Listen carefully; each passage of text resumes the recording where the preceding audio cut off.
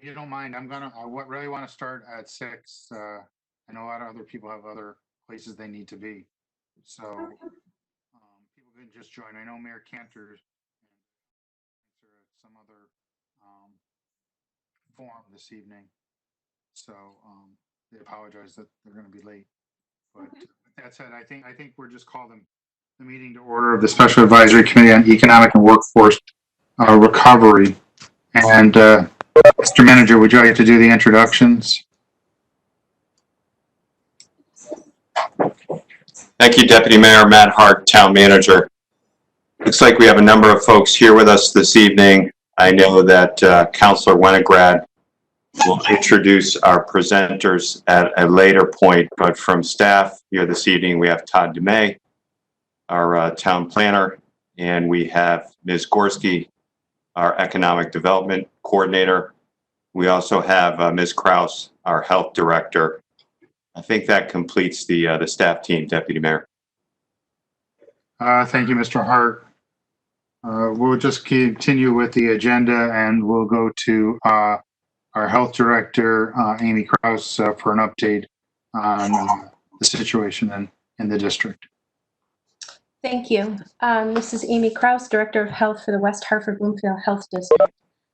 Currently, the town of West Hartford has 768 positive confirmed cases of COVID-19, 135 deaths associated with COVID-19. What we've been doing at the district level, we're still participating in the regional distribution site on Wednesdays and providing PPE to our urgent care facilities. We're leaning forward in preparation for our flu season.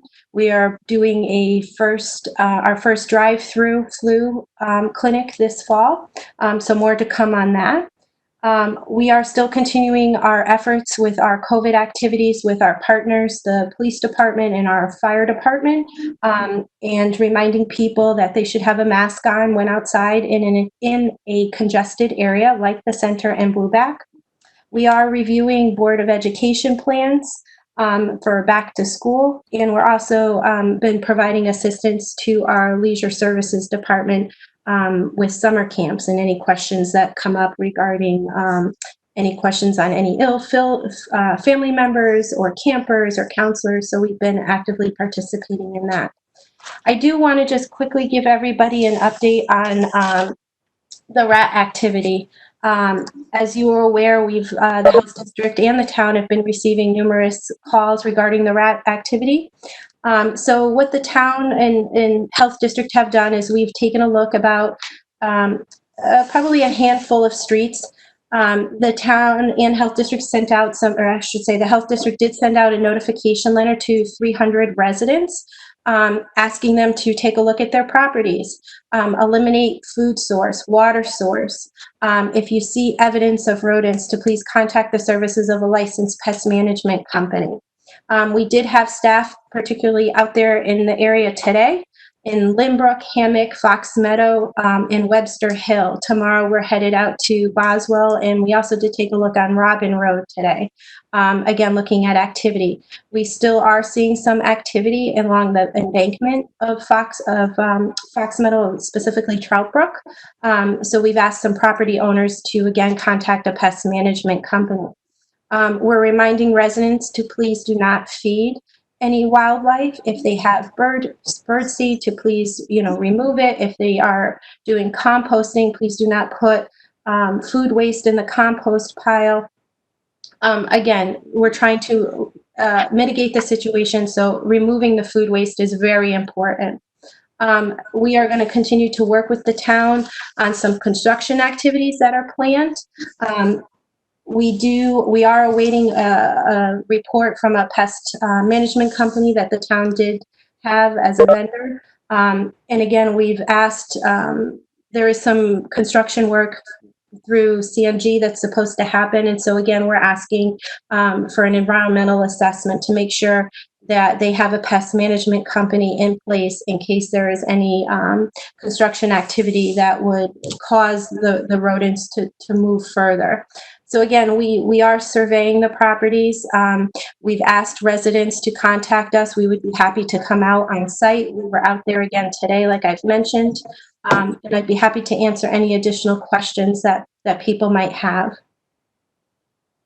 Mr. Sweeney. Thank you for that update. So do we have any idea of what could this potentially could be coming from?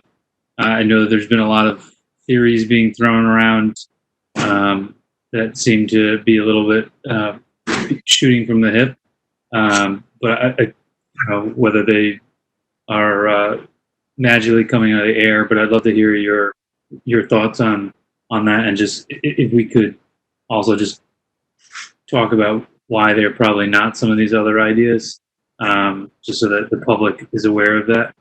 Sure. Great question, and thank you. So with speaking with the pest management company, there's probably an uptick. You've had restaurants close during COVID. So again, rats need a food source. And so I think with more people being at home, working from home, people are generating more waste, more trash. So what we've reminded individuals is if you're emptying the trash, don't leave it outside your door. Take it right to the covered trash can and dispose of it.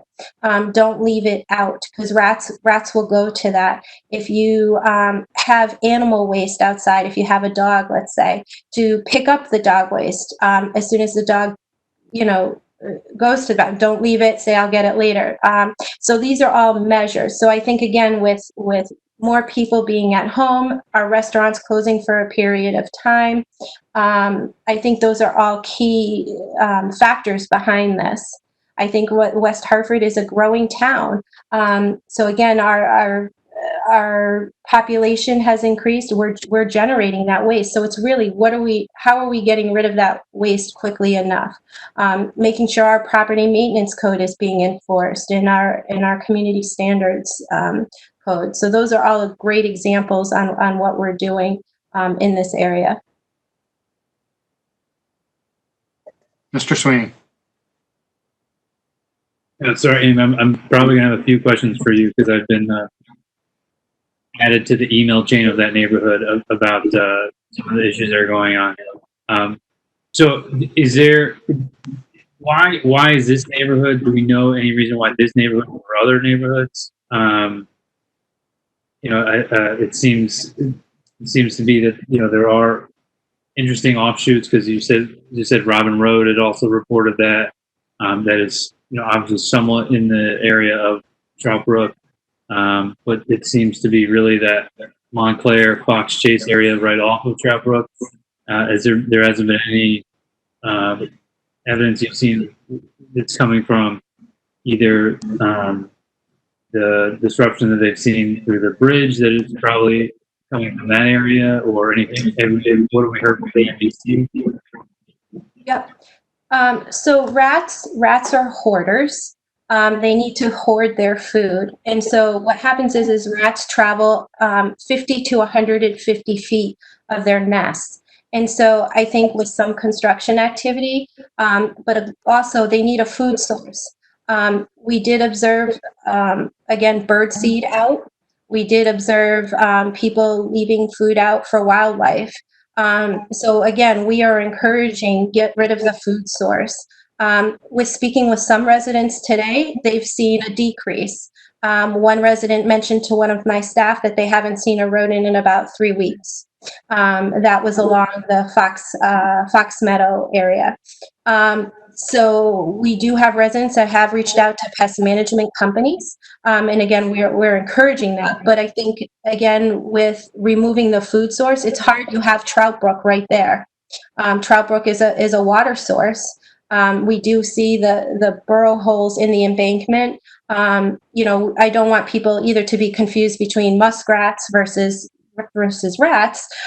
So that's why we've asked residents to reach out to their pest management company, because there might be something that we don't see or that the homeowner doesn't see, but the pest management company will. And they'll provide that information to the resident, and they can make the decision on whether or not what course of treatment they want to do. Mr. Sweeney. Last question, and then just about how many residents have you spoken to? I know you said the neighborhood, but do you guys have a count of how many people you've interacted with? Because I think one of the things that I've heard, which I don't think is entirely true, is that that the town has not reached out to residents, and I want to make sure that maybe if someone is not getting that, were they missed by some chance? But I know that you and Matt have been working hard on this since information's been provided to you. And I just want to get an idea of how many residents you have spoken to so far. Yeah, we sent out a mailing, approximately 300 residents. So what we did was we took a look at where a majority of the complaints were coming from, and it was in the Fox Meadow, Montclair area. And so what we did was we extended a radius out, because I talked about, that distance of 50 to 150 feet. And so that's why you saw an increase, or people saw an increase in the mailing.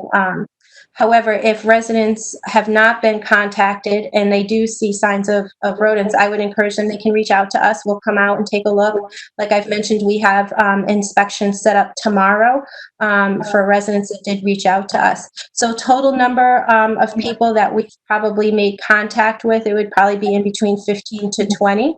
But again, these are people that have stopped us as we were out, walking and taking a look at the front of properties, to also individuals just emailing us, asking us to take a look. And it's just not in this area, but we've also received some complaints on other parts of town. So what we're also doing is taking a look at those as well. Thank you, Amy. I really appreciate the update. Very helpful. And if Matt, who's the right person for folks to reach out to if they have this issue, or what's the email, or Amy, what is that? Are people talk? I can't hear anything if people are talking. Has it started? I'm sorry? I think that's Miss Gillette. I think, yes, Liz, it has started. And just to remind everyone to mute themselves when they're not speaking, please. Mr. Hart, can you answer Mr. Sweeney's question as to how people can contact the town should they have a concern about rats or rodents? Thank you, Deputy Mayor. Matt Hart, Town Manager. The best point of contact for this particular issue would be the health district. I'll revert back to Amy in a moment, but residents can also contact my office at any time at 860-561-7440.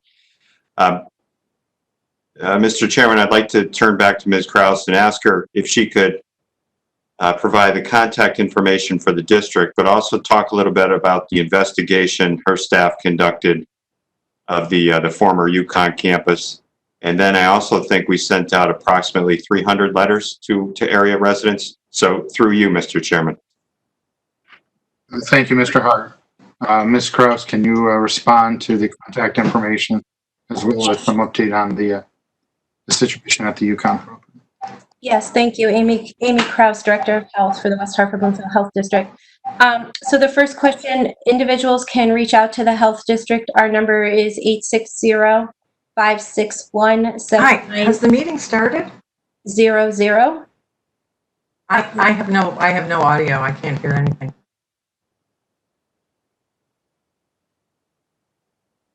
Hello? So The Health I don't District. know who to tell. The Health District.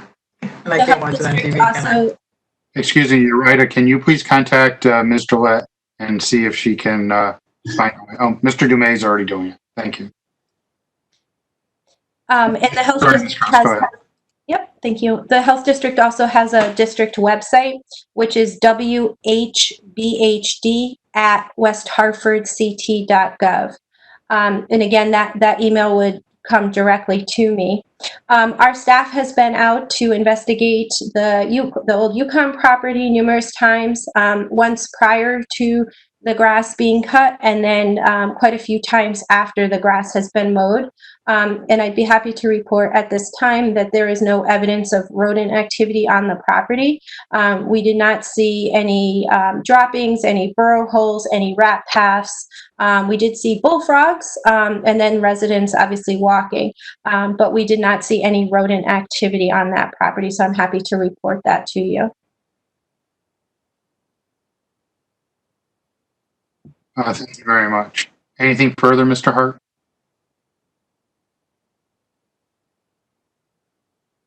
Just one additional point, Deputy Mayor Matt Hart, Town Manager. Again, to Ms. Kraus, I believe if she could just elaborate a little bit on the communication effort we've already engaged in. Her office sent letters to a pretty large segment of that neighborhood. Thank you, Matt. Yes, we did send out 300 mailings, as I had mentioned. So some of the addresses included Montclair, Fox Meadow, Hammock, Craigmore, Brookfield, Lynbrook, Middlefield, Brookline, and Linwood Drive.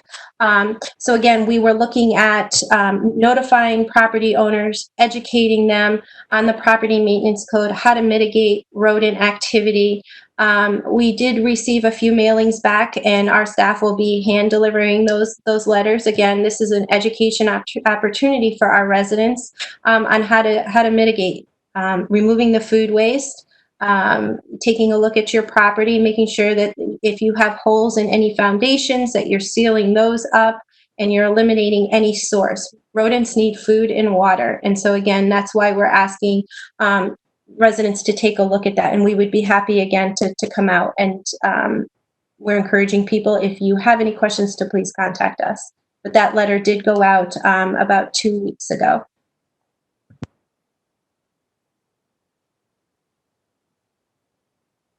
Thank you, Ms. Kraus. Mr. Gold, and then Ms. Fay.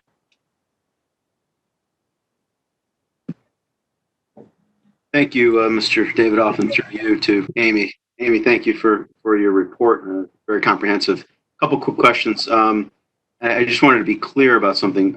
Were you suggesting earlier that you have one removal company, or I guess rodent removal company that we should be contacting, or is it left to the homeowner or the building owner to address the needs as it's requested, number one?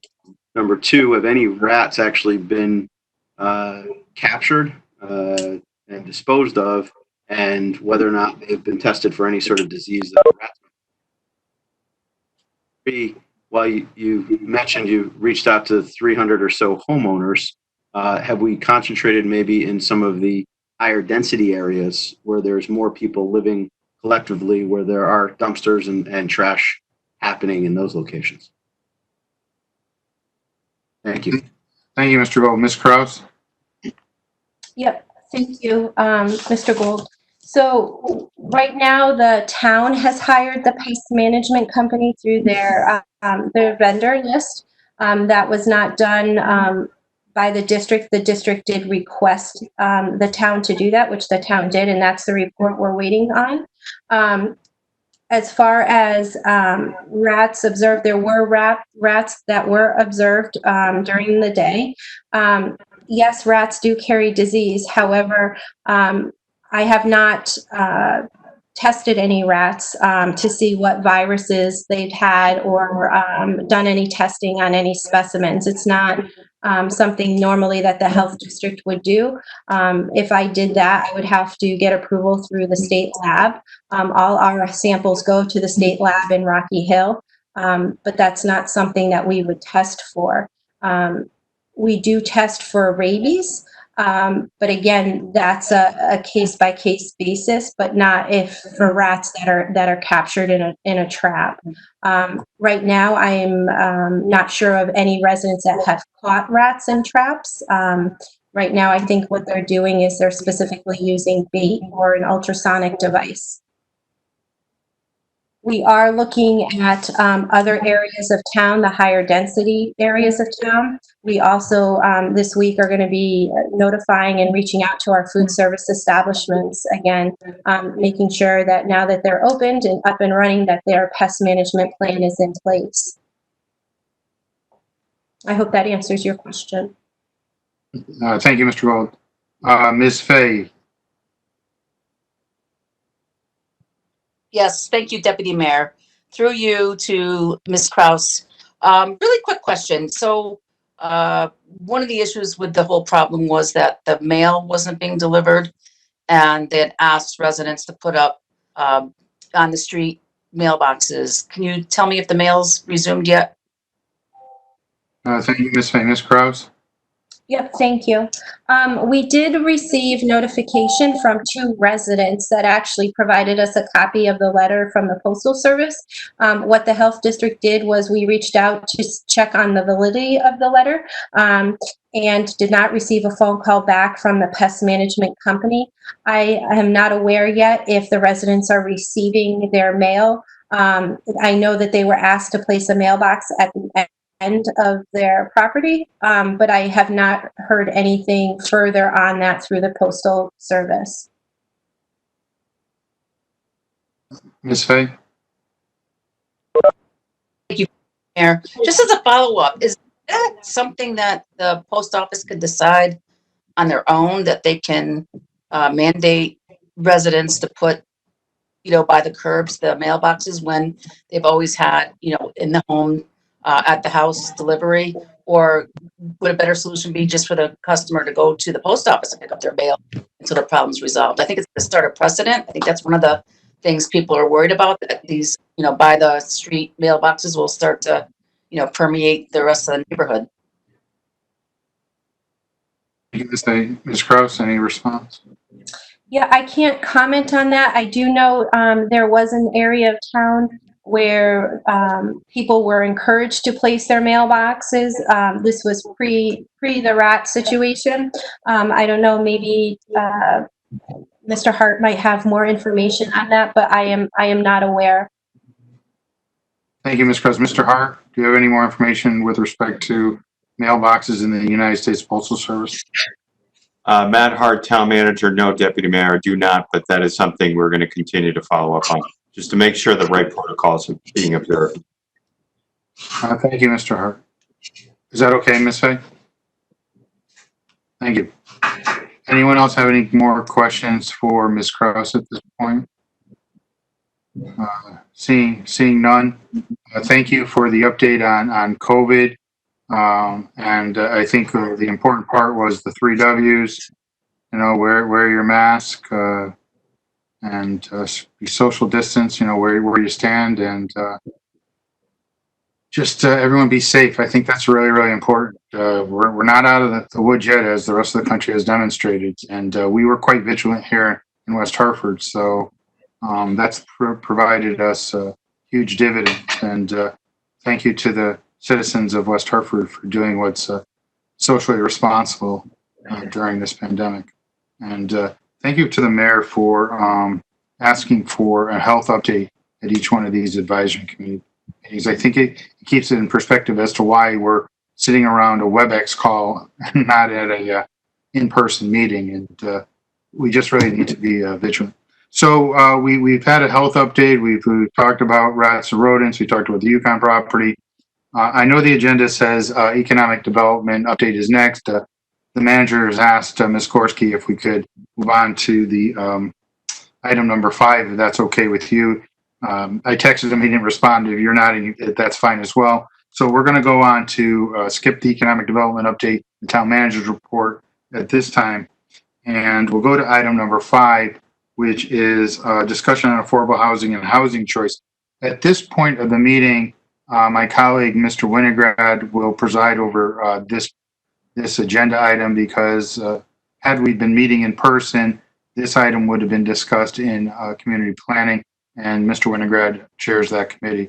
So without further ado, Mr. Winograd, I'll turn the meeting over to you for this agenda item. Thank you. Thank you, Deputy Mayor. So we've got some great guests tonight. I'm excited. And it's going to be hard to, top the last discussion about rats, but we'll try. Thank you for sitting through that. This item is a continuation of the discussion we had in June on accessory dwelling units. but also the broader affordable housing topic. We have 3 guests today. I'll give you all experts in affordable housing and housing choice. We have Sean and Ghio, I hope I'm pronouncing that right, from the Partnership for Strong Communities. Sean joined the partnership as policy director in 2017. He leads the partnership's statewide advocacy efforts on affordable housing and plays a role in public leadership role for the partnership. Sean provides overall management for the Home Connecticut campaign, which aims to increase the stock of affordable housing in Connecticut. He is responsible for overseeing the partnership's research, analysis, and housing policy recommendations. Sean also graduated from Connecticut College with a BA in economics. We also have Erin Kemple, who's the executive director of the Connecticut Fair Housing Center. Ms. Kemple has worked with people of color and low-income communities for over 3 decades. In 1985, she was admitted to legal practice in Massachusetts, where she specialized in representing low-income individuals and families with housing and benefits complaints.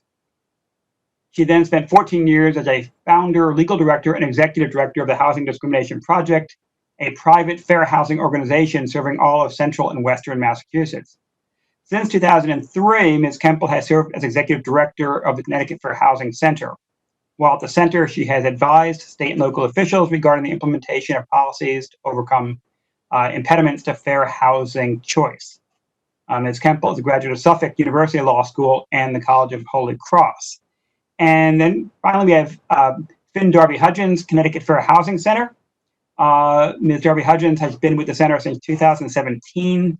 She has spent a professional career with the goal of pursuing meaningful, civic-minded work with a focus on advocating for high-needs populations. At the center, she promotes an awareness of fair housing issues and concerns across the state and works to help Connecticut residents advocate for their own fair housing rights. Finn's research on exclusionary zoning was published in Connecticut's 2013 analysis of impediments for fair housing.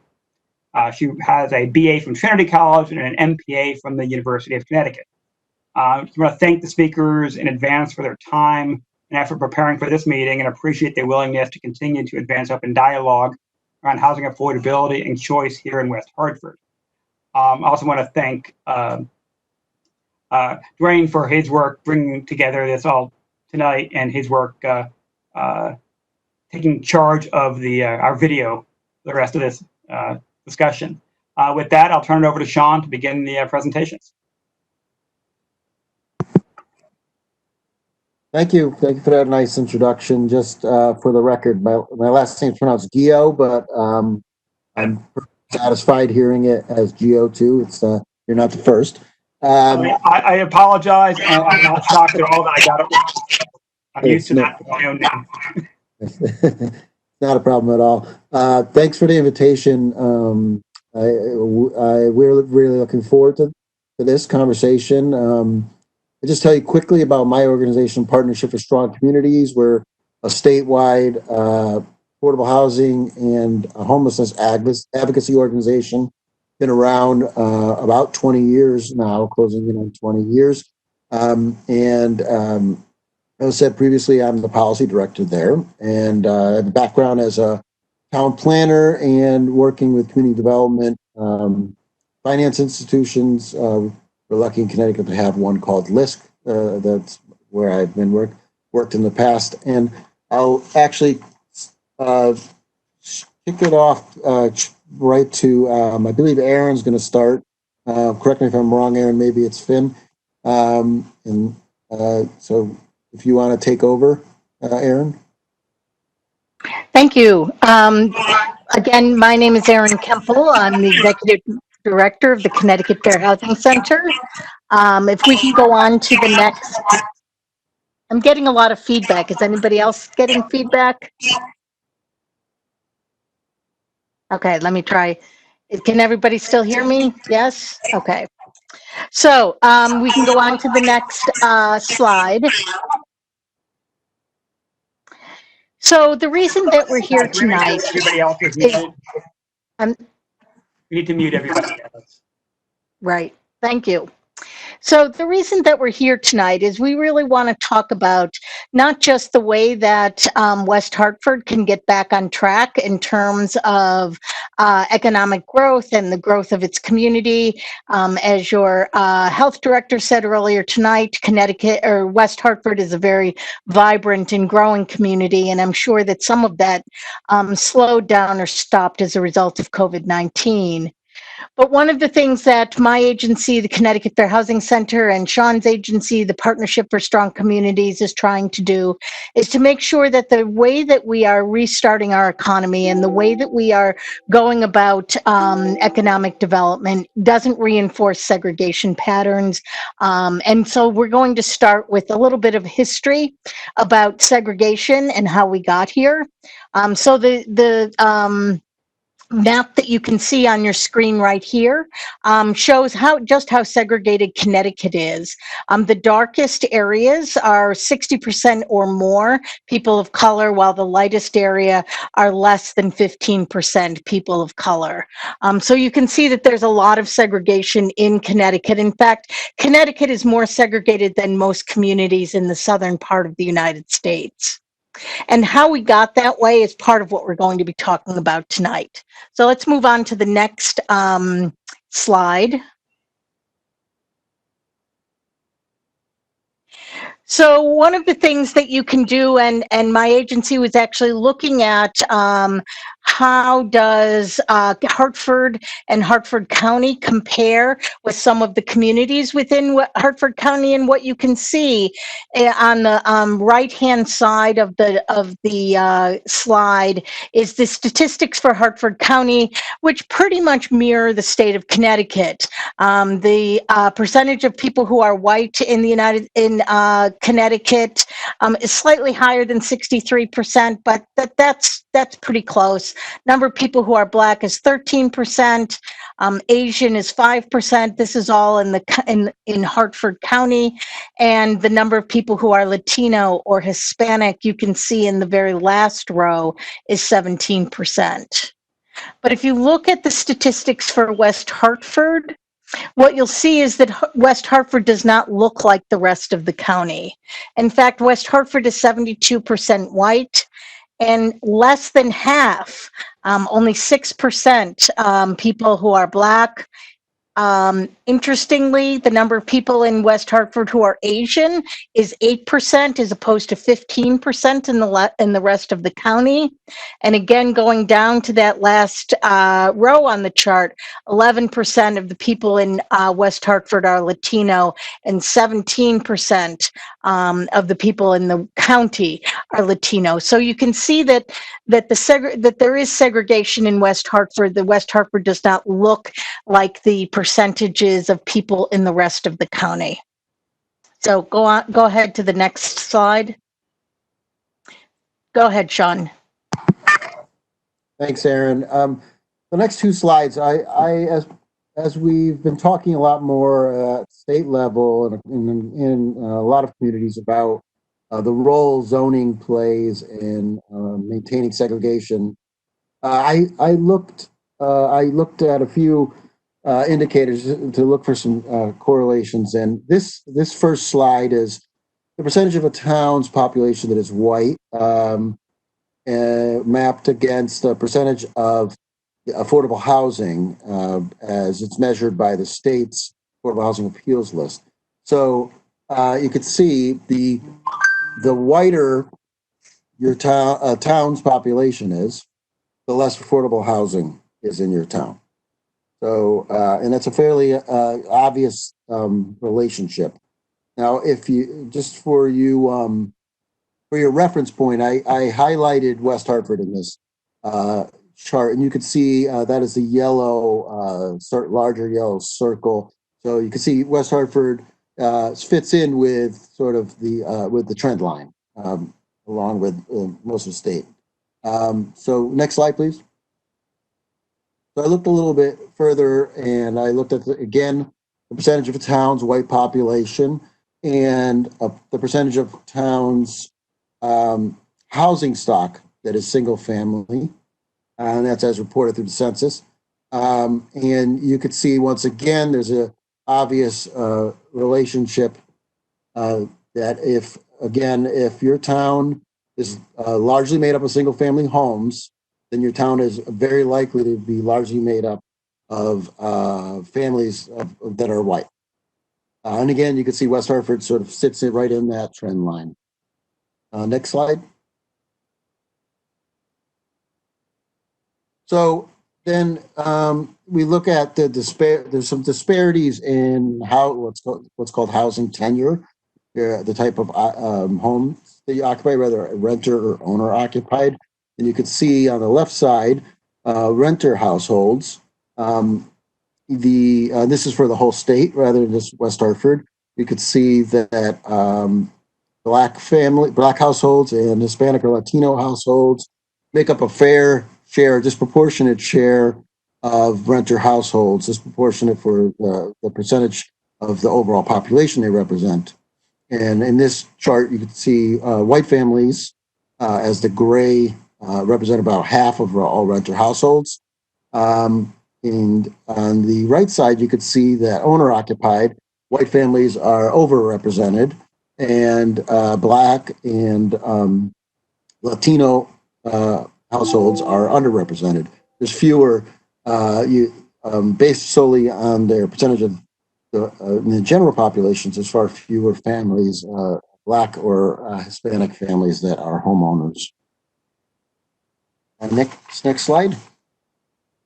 So I looked quickly at West Hartford numbers in preparation for here, and you can see it's fairly consistent with what we just saw. This is just renter households, and you can see that nearly 70% of Black families that rent, and Black families, in West Hartford rent, whereas about, I think it's 22% of white families.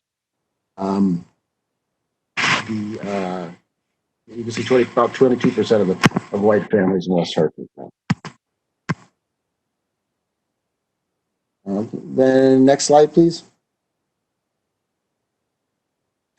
Okay, so this slide represents some of the disparity in housing costs to income. This is fairly consistent, really, anywhere in the state where. And it may seem obvious to some of you, but I'll say it anyway. It's the household income for family households that actually hold a mortgage on a home is about 3 times the median household income for a renter household in West Hartford. And households that own their homes without a mortgage, it's about $50,000 less than households that have a mortgage. Folks without a mortgage tend to be people that have been in their homes a long time, tend to be older. They may be on a fixed income. So it's really, I like to look at your housing needs in at least those 3 buckets. There's some distinctions that you can really make between very long-term homeowners and renters, and then homeowners that generally have been in their homes less than the long-term homeowners. And you could see that what those differences in incomes mean that in general, renter households are much more likely to be what's called burdened by their housing costs, which is considered anyone that spends more than 30% of their income on housing. You see the next slide, please. Okay, and Erin, that's or Finn, I'm sure I've forgotten which now. That's back to you. Hi, good evening. This is Finn Darby-Hudgens with the Connecticut Fair Housing Center. And so I'm going to spend about the next 15 minutes or so, maybe just 10. We'll see how much we get through this, sort of setting the stage, right? So Erin and Sean just really thoughtfully sort of presented where we are at today, right? So we have hyper-segregated communities in Connecticut, and that's certainly not an accident. And even in communities that look like they're quote-unquote integrated, they're actually hyper-segregated right down to the neighborhood level. The metropolitan statistical areas in Connecticut, Bridgeport, New Haven, and the Hartford region all make the top 150 list of most segregated MSA regions in the country when we look at Black-white segregation. And that really wasn't an accident. And so what I like to do is, I'm assuming many of you on this call have had the ability to hear a little bit, small pieces of some of our housing history or our municipal development history, or you may have heard some of these as one-offs. I like to really take the time to show you how each of our actions over about a period of 150 years really built our segregated communities one after another after another. We continue to perpetuate residential racial segregation. And just as Erin said, I mean, as we are considering how we restart our economy sort of post this pandemic world, we are looking and we are asking for municipal leaders and decision makers to not perpetuate decisions we've made in the past. Next slide, please. So prior to what we know as zoning, most northeastern cities developed their communities around industry. And this is a phenomena that you can really see evident in Hartford, but is also across all northeastern cities. And neighborhoods were really developed around the industry that was running the neighborhood. So here you see pictures of the Sheldon, the Charter Oak, and the Parkville neighborhoods. You probably are all familiar with this. And this sort of factory and industrial development predated zoning, but planning was initiated by worker and community need. And so factory owners were the first to build housing near where people worked. And they provided workers with safe and sanitary housing close to their jobs, which is not unlike a phenomena we all still look for today, right? However, the housing that they built for their workers was only provided to white employees. So Black and Latinx workers who were often recruited to work into these factories from the South or the Caribbean or even Puerto Rico were excluded the opportunities to find the security of safe housing close to where they worked. So in Hartford, you see a phenomena where people of color as early as the 1900s were segregated into Hartford's North End. Next slide, please.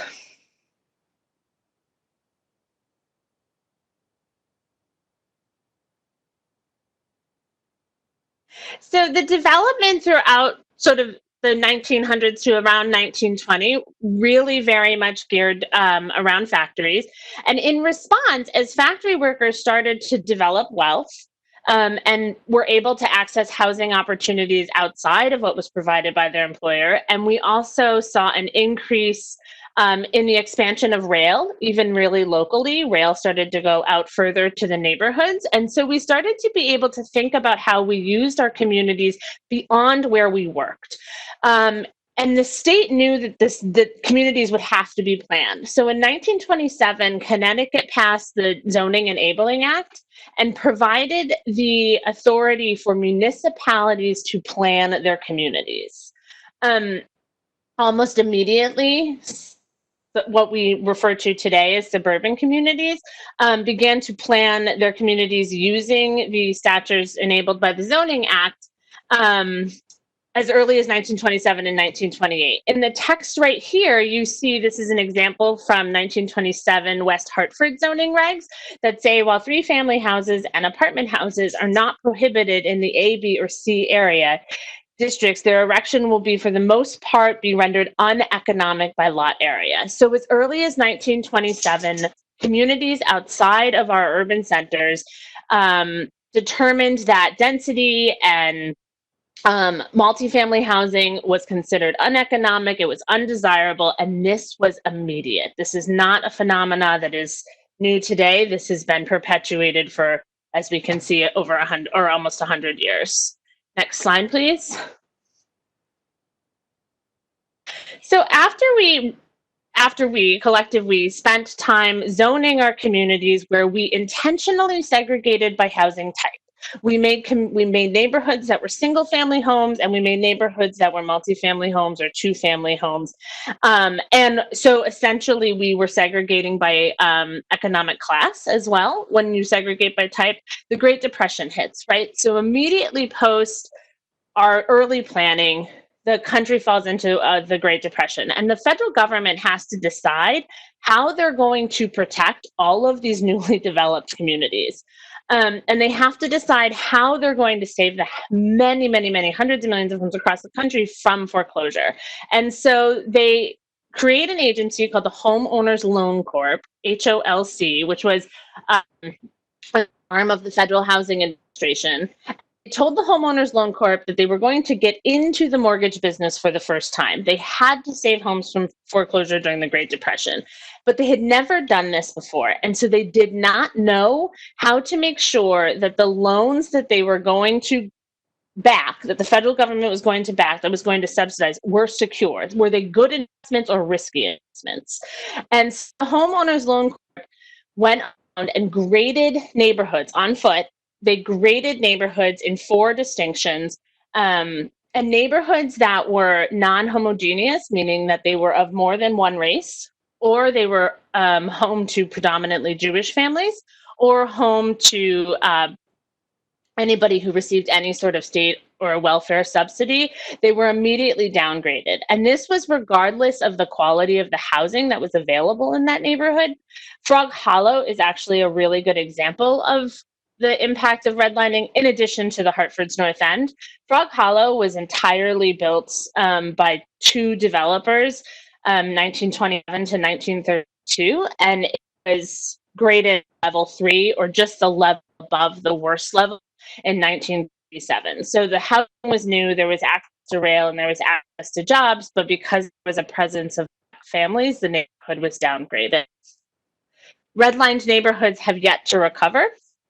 Homeownership rates are currently significantly lower than any other or non-redlined neighborhoods. Redlining maps were also used for decades.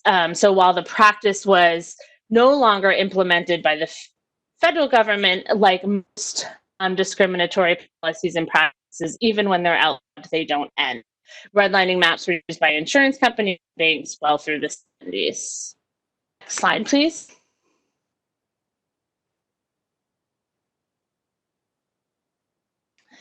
So post redlining, and so we're now sort of in the early 40s, and we've seen a few really significant things that have led to how we've segregated our communities through housing development.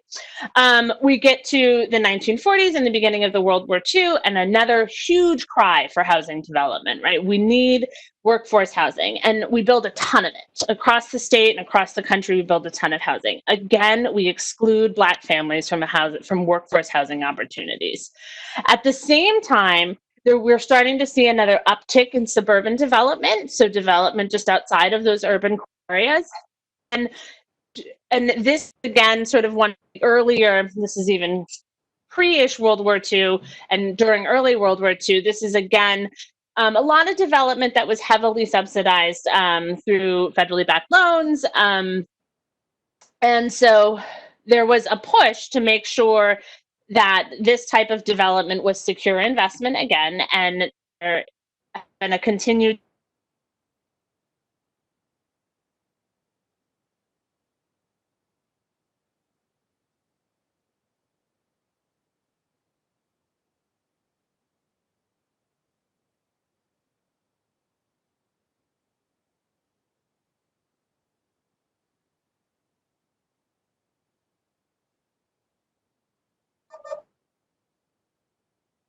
Is that just me? I lost sound.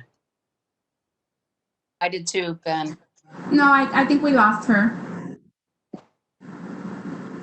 So until Finn can get back on, I can continue because I don't want to waste anybody's valuable time. Thank you. So if we can move on to the next slide.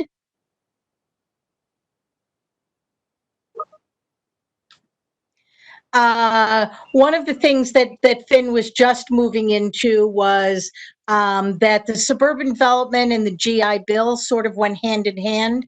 What you'll see on your right is the development of a lot of the infrastructure that led to development. So on the left, what you're seeing is tract housing, and on the right, what you're seeing is a lot of highway that was built out into the suburbs and places surrounding. And yet a lot of this housing was not available to people who of color, either through the the restrictive covenants, or through just outright denial and discrimination. Moving on.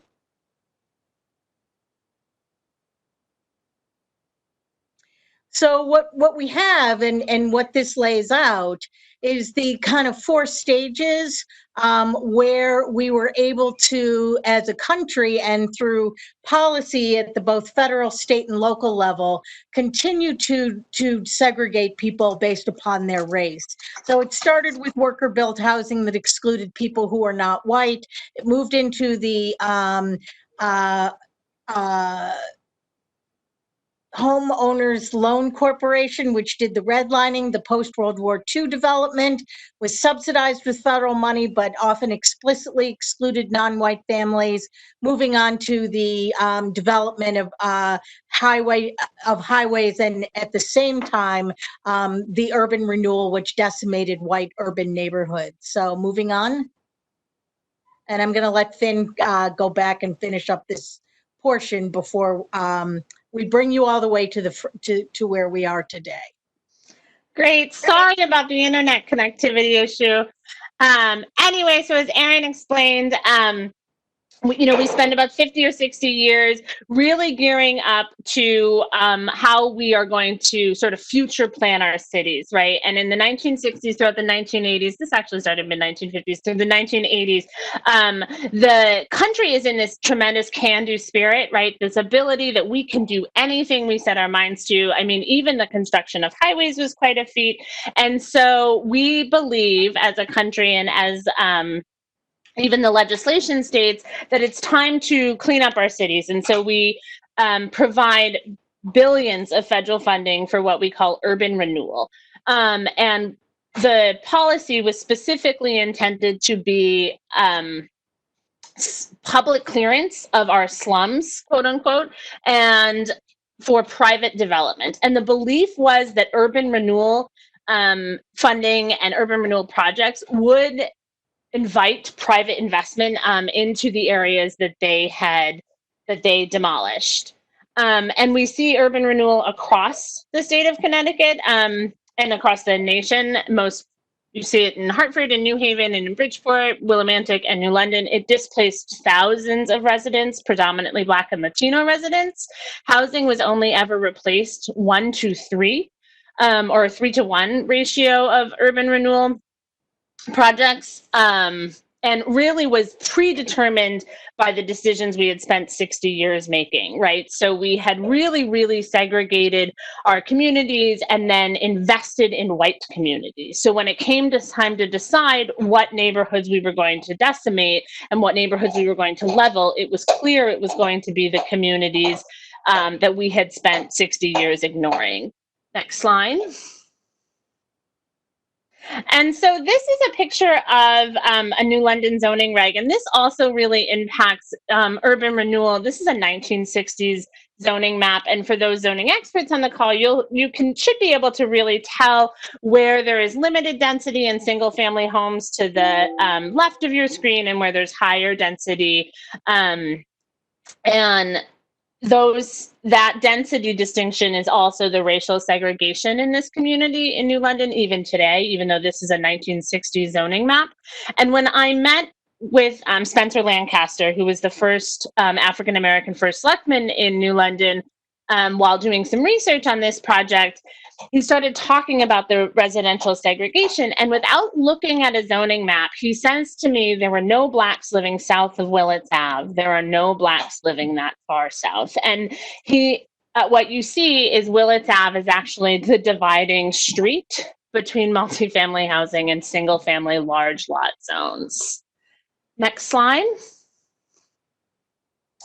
And this brings us to sort of late 1900s or 20th century, when we're really starting to feel or really be able to visibly see the impacts of housing policy decisions, discriminatory housing policy decisions of about 100 years.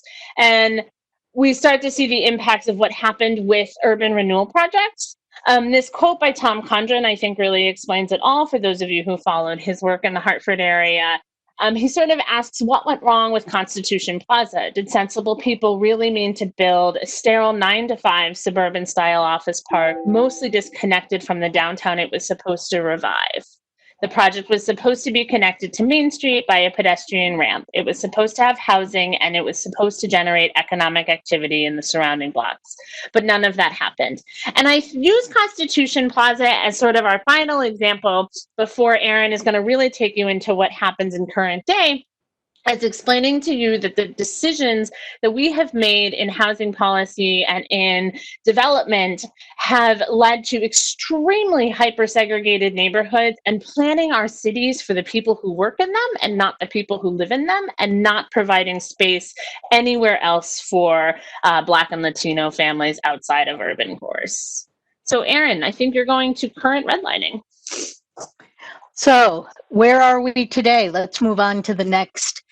So one of the things that I think a lot of my colleagues, even in the fair housing movement, don't understand is how the past so much influences the present.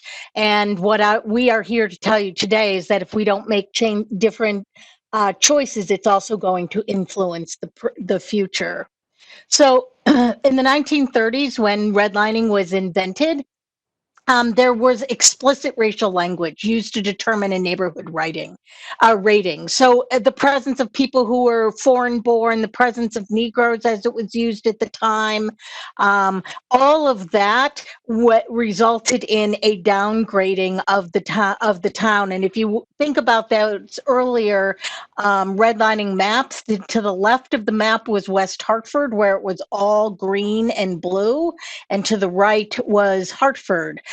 Those areas are still in Hartford, the North End and South End are still struggling. Now the way it works is that racially diverse and majority non-white census tracts receive far fewer mortgages than white census tracts, even when controlling for income. So one of the things we looked at was the number of mortgages given to high income people of color, people in the Fairfield County area, earning more than $70,000 a year. They were denied mortgages at twice the rate of low-income whites making less than $70,000 a year. So even when you control for income, there is still redlining going on in Connecticut today. Moving on to the next slide. So this is the statistic that I was just telling you about. Low-income African Americans, Latinos are denied conventional mortgages at twice the rate of whites in Bridgeport, Hartford, and New Haven, and at 2.4 the rate of whites in Torrington.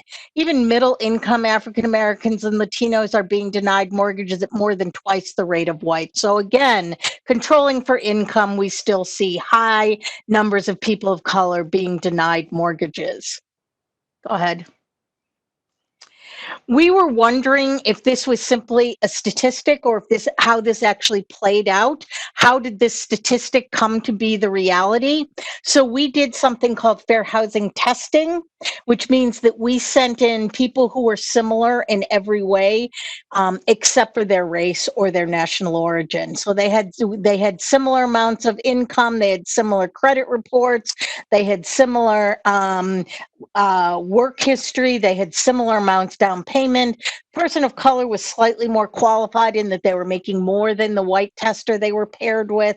They were they had saved more for a down payment, and their credit rating was higher.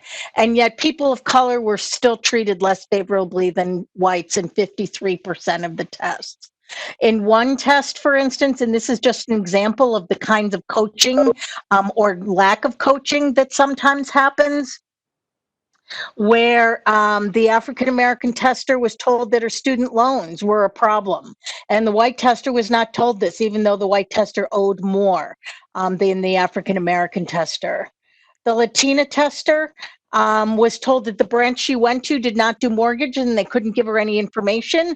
The white tester was not only given information, written information, but also met with the loan officer. So it's not a coincidence that people of color are have fewer mortgages, at least not in our testing, because they are definitely treated differently than people who are white. Next. So one of the things that Finn talked about is the zoning and the history of zoning, starting all the way back in 1927. And in some ways, zoning is good because it's used to set standards for location of industry and residential neighborhoods, preserving wetlands, ensuring that there isn't a large amount of traffic in residential neighborhoods. But what we have seen in Connecticut over and over again is that legitimate concerns have been inflated and used to restrict where housing can be built. So we once saw a town, a small town that had its entire town declared wetlands. And as a result of that, no more housing could be built. So apparently all the housing that was currently there was built on wetlands, but that was okay so long as we don't put any new housing in. The state is the one that actually has the power to regulate zoning. It has given that power to municipalities, and that has been part of the problem because there hasn't been a lot of checks and balances on the way municipalities have used its zoning power. Next slide. So for instance, 57.4% of municipalities do not include any provision for affordable housing. So where you can put in single family as of right or certain types of businesses as of right, there's 57.4% of municipalities that have no provisions for affordable housing at all. And if municipalities that do include a provision for affordable housing, you have to get 95% require a special permit. And what that means is that it really increased the cost of building affordable housing. Because as we often see, and I just saw a hearing down in Fairfield County last week where people remotely objected to the building of affordable housing. And when that happens, often the Zoning Board of Appeals will deny based upon the fact that it's going to change the character of the neighborhood or, you know, other things that people brought up. And so it makes it much more expensive to develop affordable housing. One of the least expensive ways to develop affordable housing is by putting in multifamily housing. And there are 25 municipalities that have no provision for the construction of multifamily housing. So without regard to who is going to live in that housing and whether or not it's going to be affordable, 25 municipalities do not even have any provision for the construction of multifamily housing. Next slide. So as one of the things that you'll see is that 84% of zones in the entire state of Connecticut permit single family housing, and only 49%, almost half of that, only permit two family or multifamily. 33% permit affordable housing, but only 15% permit affordable housing. So there's a real discrepancy in where we can place affordable housing. And as we saw from the statistics earlier, most of that affordable housing is rental housing. And as a result of that, most of that affordable housing will be available to people of color because they're the ones who are most often looking for rental housing as opposed to buying a single family home. Next slide. Another way that zoning restricts who can live in a particular town is by mandating lot sizes. So you saw in one of Finn's earlier slides that one of the things that West Hartford did is create lot sizes that really intentionally restricted the number of units that could be placed on a particular lot. Because the larger the lot size, the more expensive the housing is to build. And some towns have used lot sizes to restrict affordable housing. So one of the things that we've seen is you have to have, for instance, 2.6 acres in order to have an affordable housing development, or 1.87 acres in order to build any multifamily housing, whereas you only need 0.52 acres to build a single family home. So there's the use of lot sizes to really restrict where we can place affordable and multifamily housing. Next slide. Other kinds of zoning regulations that have been inflated to exclude development. One is watershed and wetlands designations. I already talked about. that the other thing we're seeing a lot is parking. So, what we're seeing in some towns is the requirement that you have 1.5 or 1.8 or 2 parking spaces per units, and obviously that's going to expand the size of the lot that you can build on, and it's also going to restrict the number of units you can put. Sewer and septic systems, one of the things that we've seen and one of the things that a lot of planners are working on is whether or not our current septic systems and sewer system requirements are actually in concert, are actually needed in order to ensure that there isn't a problem with sewer and septic systems, because that has scuttled a lot of affordable housing. Open space, public safety. There was a hearing in a town in which the public came out and said, we're very concerned about putting in affordable housing because there will be so many parties on Cinco de Mayo that the police department won't be able to handle all of the things that are going on.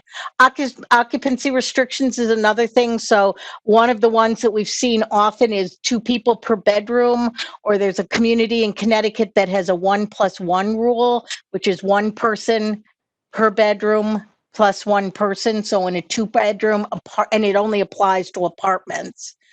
So in a 2-bedroom apartment, you can have 3 people, but in a 2-bedroom house, you can have as many people as you want. There's nothing to prevent that.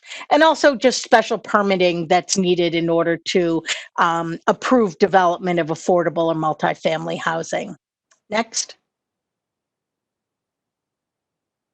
So I'm going to turn it over to Sean, who's not only going to talk about some of the myths, but also I think get into what can you do and what can the town of West Hartford do. Thanks, Erin. So there are a lot of myths associated with lower income housing, and I spent a lot of my time in these presentations really going, this is really what we focus on, and I don't enjoy it, but I thought I would just cover a few of the most common ones that we hear. And the first is really about the impact of low-income housing on property values nearby of existing home values. And there's quite a lot of research that says there isn't a negative impact. But I thought I would use the research that comes from a for-profit real estate company, a real estate platform, Trulia.com, which many of you probably are familiar with.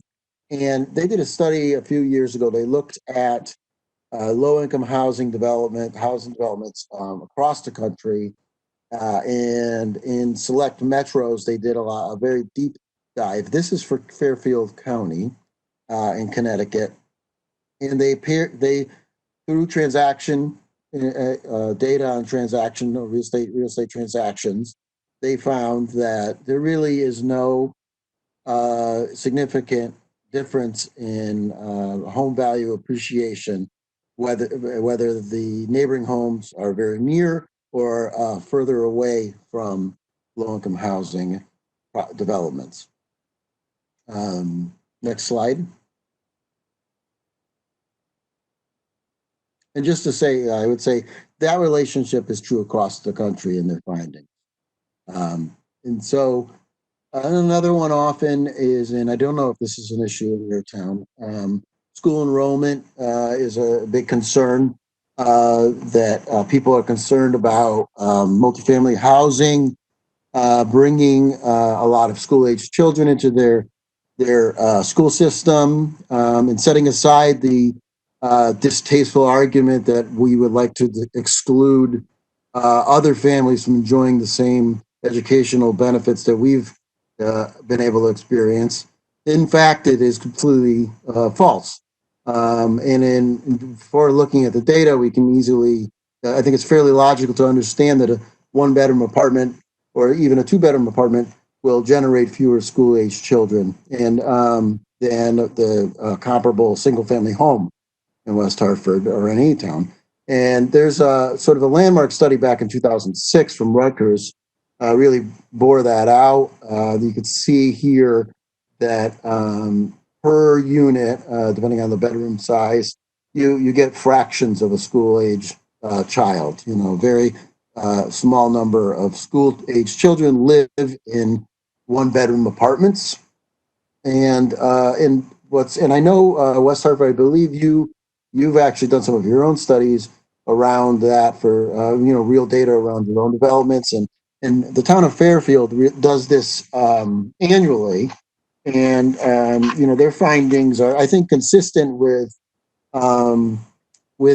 Rutgers, or even a little more stark, because they didn't split it out by unit size, but they've come out with essentially 0.15 students per unit, or the 1,690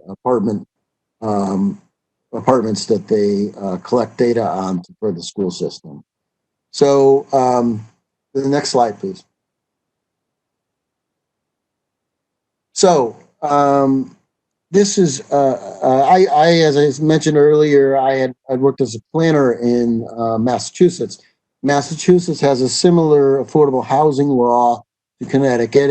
Connecticut's 830G was patterned somewhat on Massachusetts Chapter 40B, and as a planner, I staffed many applications for that went in front of the local planning board and zoning board of appeals, actually, in Massachusetts, for Chapter 40B.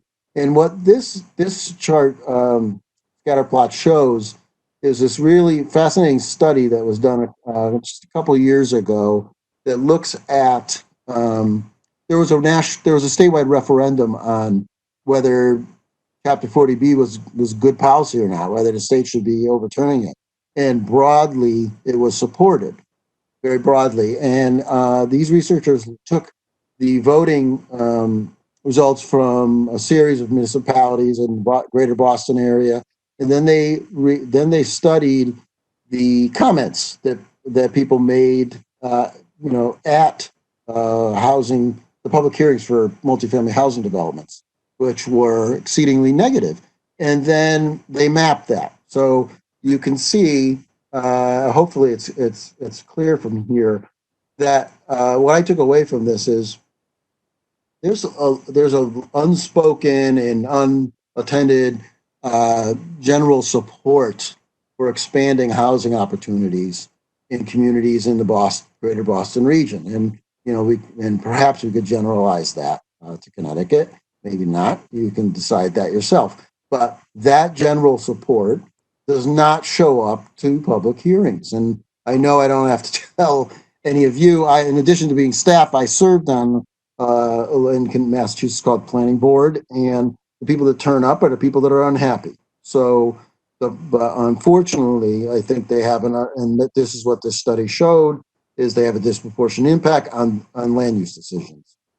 And one further thing the study found, perhaps not surprisingly to any of you again, is that the people that tend to make comments, oppose multifamily housing developments that show up for these hearings are disproportionately white, disproportionately men, disproportionately older, and disproportionately homeowners.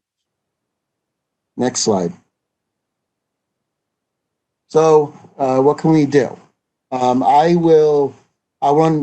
been running long, so I'll run quick through some of these because over the last week, I've heard from your planning department. I know you've received a lot of already really great information on a lot of the policy options. So I'll go quickly here, but if there are any questions about any of these slides, and anything we've talked about, we're happy to answer that. As I mentioned, and I'm sure all of you know, Connecticut has, for the past 30 years, had Section 830G, what we can call a builder's remedy, which allows developers to appeal local land use decisions. There's been about 180 court decisions. The developer, just for those that don't know, if the development was denied by the local land use authority for reasons other than public safety and health, then the court can choose to override that local decision. There's been about 180 court decisions involving 110 development proposals. In recent years, the applicant, meaning the developer, has prevailed in about 75% of those cases. This is sort of the one largest policy, sort of anti-snob zoning remedy that the state has attempted. This was, and as I said, it's been around 30 years. It does a certain thing, which is it has a consequence for denials.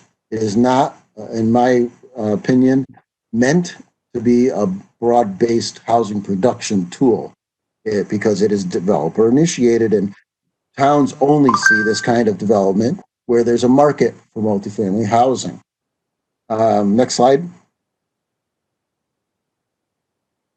I think you're aware of this from your staff's research too, so I won't cover it in depth other than there's been a law passed, thanks in large part to my predecessors at Partnership for Strong Community, or at least in part, the incentive housing zones, which allows towns that adopt this kind of zoning to, which marginally increases density and with some modest affordability restrictions, you can grade a certain zones in town, and the state actually provides incentive payments based on adoption of the zone, and actually when when multifamily housing units within those zones are actually granted a building permit. So far, there's 11 towns that have adopted an approved incentive housing zoning district that conforms with all the requirements of the statute. There are a number of other towns that see the wisdom in providing this kind of density bonus. They're not eligible for the incentives because they don't quite conform to every letter of that law, but they've still decided to adopt those zones. I saw there's a question in the chat about which towns, and I can share that with you after the fact, after this meeting. I make sure you get a hold of that.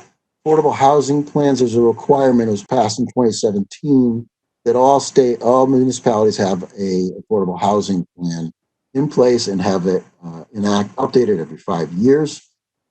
Regional Plan Association and my organization as well, we are working on, through a contract with the Connecticut Department of Housing, to create a guidebook that will help municipalities create these local plans. Unfortunately, the statute as it was passed is silent on what a good affordable housing plan should include. So that guidebook with model ordinances and a lot of good actually community engagement tools should be available by late fall.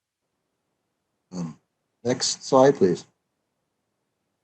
Okay, these I'll skip right through, and I probably shouldn't even have included them because they're not things that you as local officials can act on, but certainly they're things that you can care about and can talk to your own state representatives about. So there have been some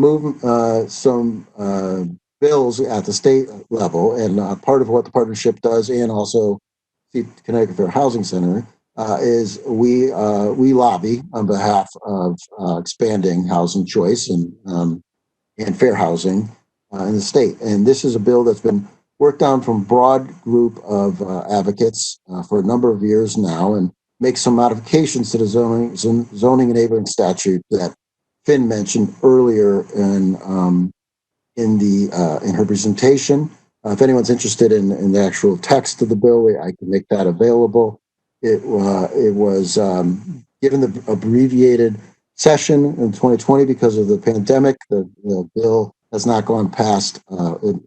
It passed out of the Planning and Development Committee with bipartisan support, and there it waits along with many other bills given the shortened session. Next slide, please. Another bill that we was on our agenda for the year was to require planning and zoning commissioner training. There's no requirement for any training in the state for local land use commissioners, but there are in fact training requirements for inland wetland commissioners. Commissioner training is common in many states, including our neighbors New York and Rhode Island, and it's actually common in a lot of states that may surprise you, including a large number, if not the majority of what we might call the old southern states. We proposed that, and again, in this abbreviated session, it's a very modest requirement of 4 hours. we're suggesting a model very similarly to what inland wetlands commissioners are required to do, which is an online course requirement the state could create. That's just one model. There's other ways to do this that aren't necessarily costly to local municipal budgets at all. So again, that bill awaits sort of in suspended animation with many others. So next, please. Okay, so what can we do? Again, municipal actions. I won't go through each one of these. I think Todd and town staff has laid out a lot of these already for you. One I think that I did not see in some of the staff reports was CDBG funding to rehabilitate existing rental housing. I know, or I believe that the town's done that in the past. I think that's a great way, given, West Hartford, like many sort of inner ring suburbs close to a larger city.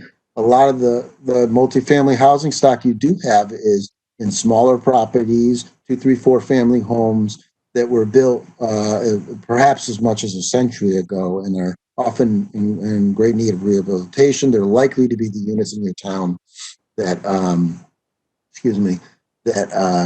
have the poorest housing quality.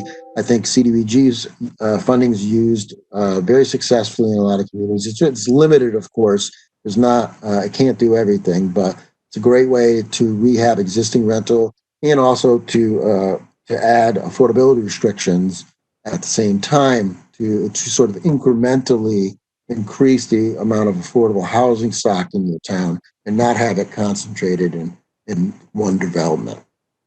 Another, I know that Todd, in the materials shared with me, is allowing accessory dwelling units. I think this is a real kind of a low-hanging fruit for a lot of towns. Many of you, if you've grown up in New England, it's a very traditional setting of housing type in centers of our small towns and in our larger neighborhoods to have cottage or carriage house apartments, attached, smaller in-laws apartments.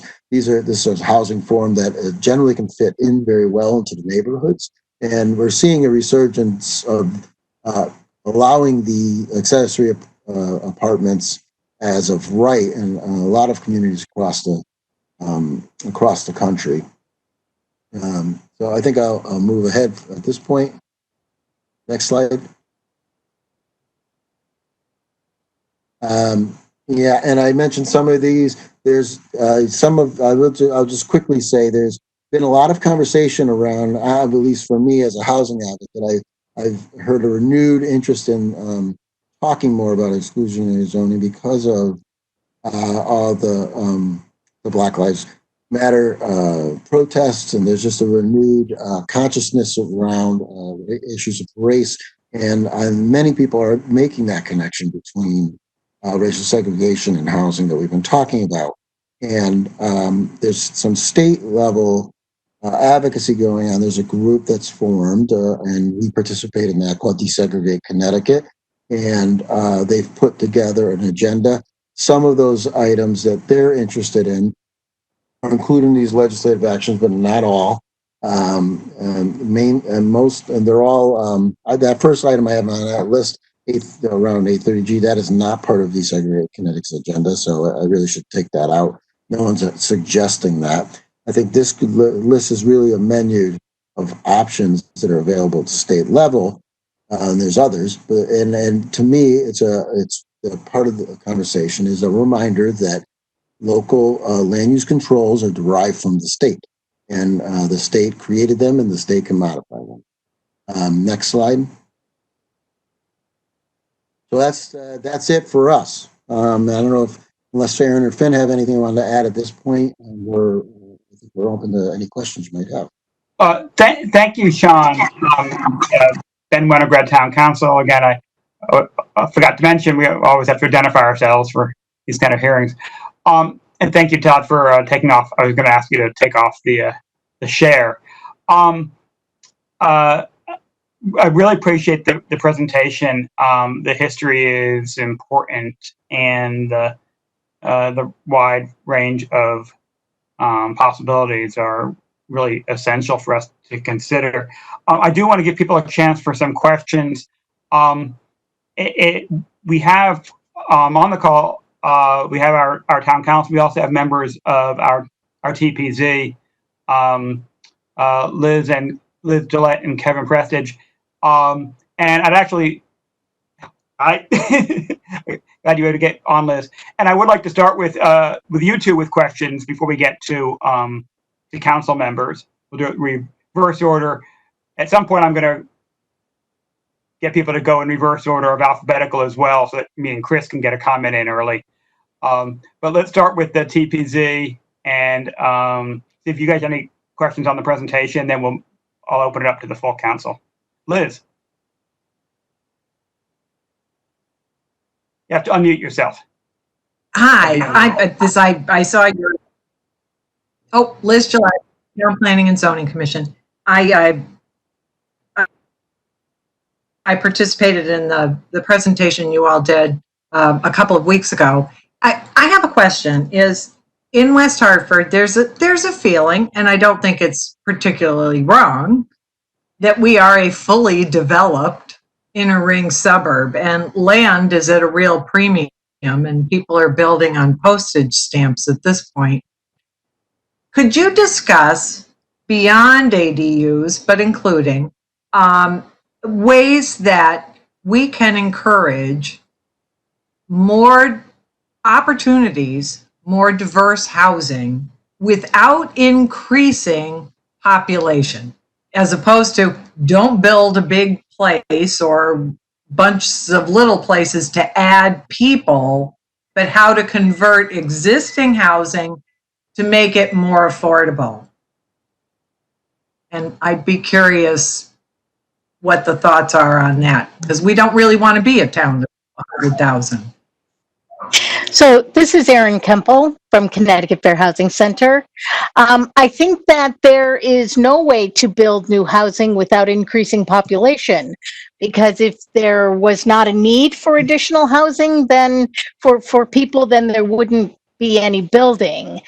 But if what you're saying is you don't want to increase density, or you don't want to build on postage size stamps, and I can see you shaking your head, so I'm going to stop and let you clarify. I guess what I'm talking about is making affordable housing options available within the existing housing. And they talked about ADUs and other issues like that, investing CDGB money to upgrade some of the multiple housing that we have. But no, it's as opposed to, we have a big project that went in on New Park, and it added people. And that's fine, and that's good, and I'm not saying no to that. But to take existing housing stock and tweaking, converting, adapting it to make it more affordable.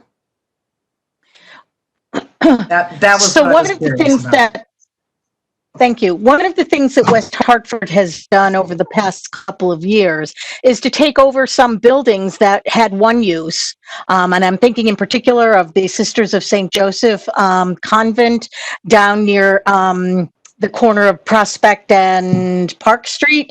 A great place for affordable housing because it was walkable at that time to a grocery store, was on a transportation line, and it would not have increased the number of units that you were going to permit there.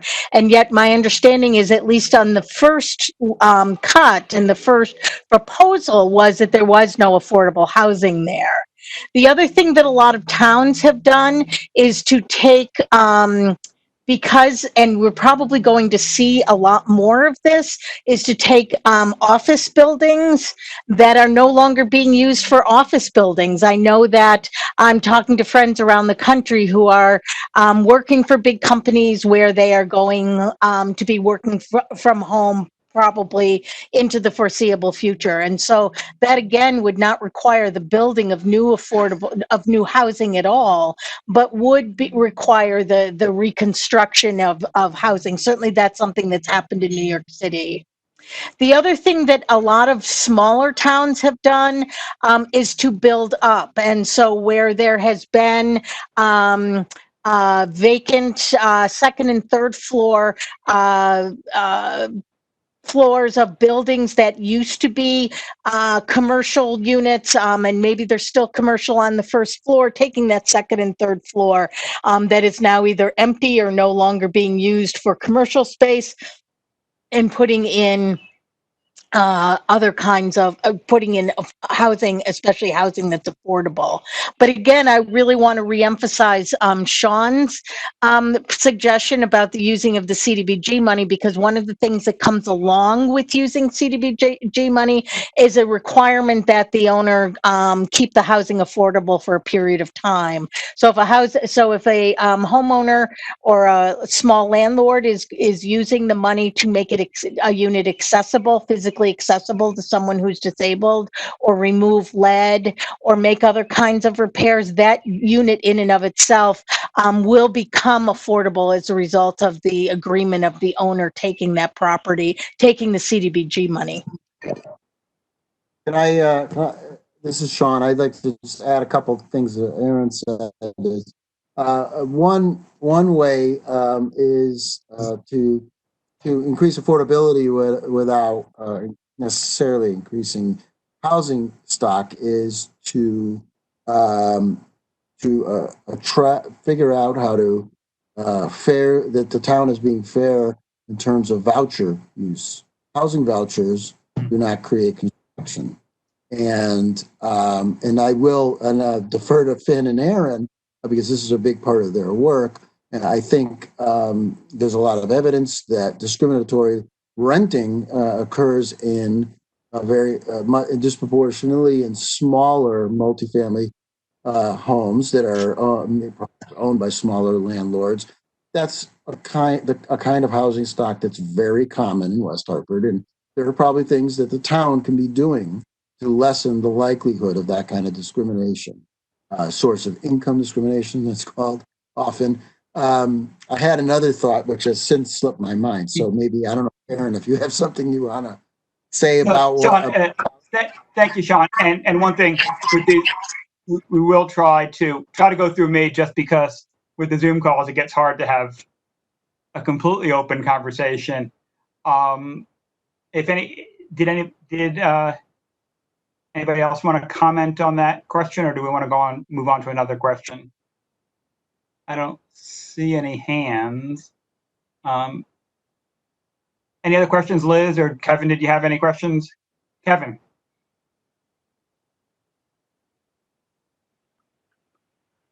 Good evening, Ben, everyone. Kevin Prestige, Vice Chair of TPZ. Just wanted to say thank you. This is excellent presentation. I like when folks come with background and data. It's just been really rich. I also like bringing forth a whole menu of items for everybody here to consider for things to reflect on with regards to zoning in West Hartford. And I thought it was also insightful too the way you guys drew out the need for training at the statewide level. Nonetheless, I just thought it's been a great dialogue. I have no particular questions. Just wanted to take the moment to say really appreciate everything that's been presented. Ben Winograd, Council. Thank you, Kevin. Liz, I did see your hand again. Did you want to ask another question? Go ahead. I just wondered if, because I am truly an old lady and a Luddite, if we could have a hard copy of the PowerPoint presentation so that we can look at the small print on what are the colors and what they mean. I was wondering if that could be made available. Thanks. I'm sure Todd will be able to take care of that. Certainly, I'd like if we can send out an email version of it. But if anybody wants a hard copy, I'm sure that can be arranged as well. Thank you, Liz. Good point. I was going to raise that as well. I would like to, so I'll open it up to the rest of the council. Does anybody else have, oh, good, thank you, a comment that came out in the chat from Finn. Okay, about the percentage of complaints based on source of income discrimination. So do any of the council people have any questions they'd like to ask? Carol, I see your hand. Thank you, Councilor Winograd, through you.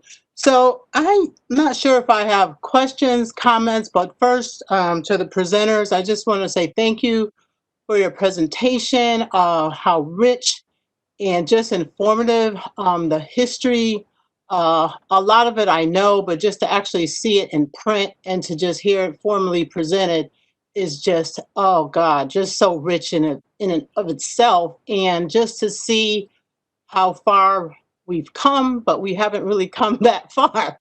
So that's just really interesting. It's almost like it's a little more sophisticated, subtle, and hidden. And I guess that's what's going to lead me to my question, just in terms of how we go from here. How do we address some of those issues that affect Black and Brown people who want the same thing as the white people, so to speak? And for those folks, I believe, Sean, you mentioned where folks will work hard, they will save their money, they will do everything that they are supposed to do in terms of following protocol and criteria, and then they'll still get denied. And in terms of getting denied, maybe not once, maybe not twice, but several times, right? So then we're looking at multiple issues. So there's a psychological impact that one then suffers, because it's like, okay, what do I do now? I know that I qualify. Where do I go? Everywhere I go, I am being denied. And the reason why I'm asking you this question is because a lot of times folk don't know where to go and don't know who to turn to next.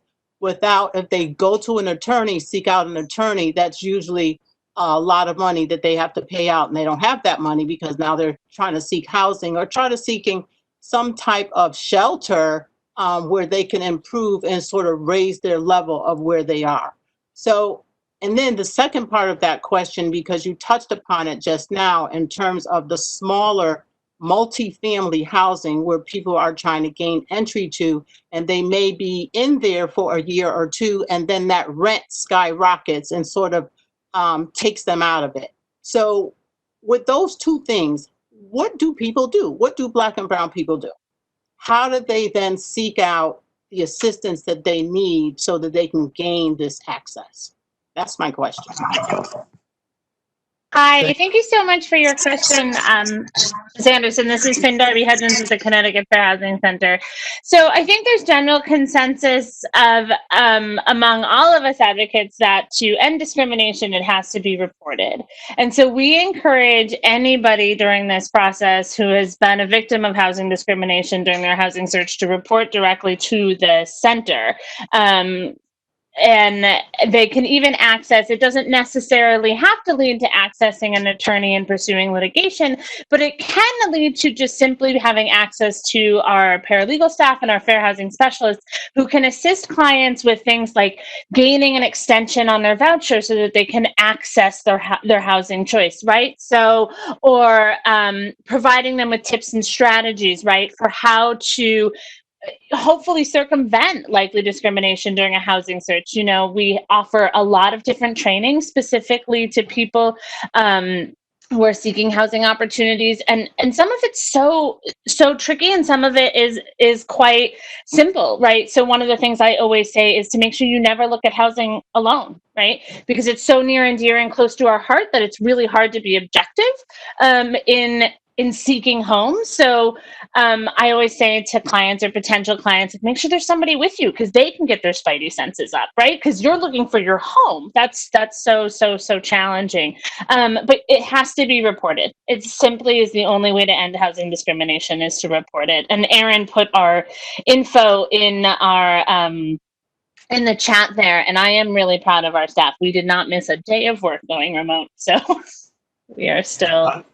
Thank you, Finn. And Liam, I do see your hand, but I actually, Beth Kerrigan had texted me as well with a question. I do want to be cognizant of the time. I know we're It was a great presentation. We're sort of deep into the meeting. We will have another opportunity to discuss things at our, I believe, at our August meeting, and we also have Todd and Matt do have some ideas on next steps. So I do want to make sure, and we also, to the extent at some point would like to hear some response from our guests as well on the ADU issue, and to the extent that that can be at least a partial solution to some of these issues. And I would like to hear them address that in a little more detail. So that's a lot to ask for, and then say we're not a lot of time. So let's all just be cognizant of that and try to limit comments to direct questions, and then we'll again be able to put things in writing and have a fuller discussion at our next meeting. But Beth, you had a question. Thank you, Ben. Beth Kerrigan. I'll try to minimize my questions and be right on task here. So first of all, I want to say thank you, and I know that it's time consuming, but thank you, Ben, so much. This is so informative, so necessary, so important. So thank you for pulling together individuals who know their craft. They are noble in their work, fighting for justice. So thank you all for all your hard work. I just want to make sure that I understood the first stat correctly. The numbers out of Hartford with the 63% white and 13% black, I understood it that those reflect most of Connecticut. Is that true? Sorry, just quickly unmuting. I apologize. I was adding a little bit of info to the chat, so I apologize for the delay. So those statistics come directly from West Hartford's town profile, which is available on the CT Data website. They are a Hartford-based data collaborative. And so the comparison there was West Hartford, the municipality, and then Hartford, the county boundaries, not the state boundaries. Oh, good. Okay, because I thought the Hartford, it was said that they mirror the state overall. So it's just Hartford's numbers and Hartford County numbers and West Hartford numbers. Correct. They tell a story. Thank you. Workforce housing, what are we looking for in terms of a rent? You know, somebody who's just out there, one of the essential workers, knowing what their income is, what would they expect to be paying for rent in a unit that is geared towards workforce housing? You know, one person, one individual. So I'm going to actually hope that Sean jumps in on this with actual numbers. But one of the things that HUD recommends is that tenants not pay more than 30% of their income in rent. And so you'd have to do the math to specifically figure out how much that is on a minimum wage job, since that's what we know, excuse me, many essential workers are paying. But one of the things that we know is that in most parts of Connecticut, tenants are priced out of the market. Not in the inner cities, in places like Hartford and Bridgeport, but certainly in a lot of the suburbs. And so I'm hoping that either Sean can jump in or we can actually get you the specific numbers in a written format. Thank you. Sean, do you want to respond to that? Sure. I'll just quickly. I don't have an answer to that exact question about what is affordable for a single adult in West Hartford, but I can say, first of all, those numbers are easy to find. HUD, it's published. It's called Fair Market Rent, and it's for every household size, and so those numbers are easy to find. And I would say that the one thing maybe this context is there's a national organization that puts out a housing wage report every year, and Connecticut regularly has some of the most expensive housing for renters. And in statewide, they just came out with their latest report, and I think statewide the housing wage, which is what they call the wage you need to earn in order to afford a modest two-bedroom apartment. Statewide, I believe it's now over $26 an hour.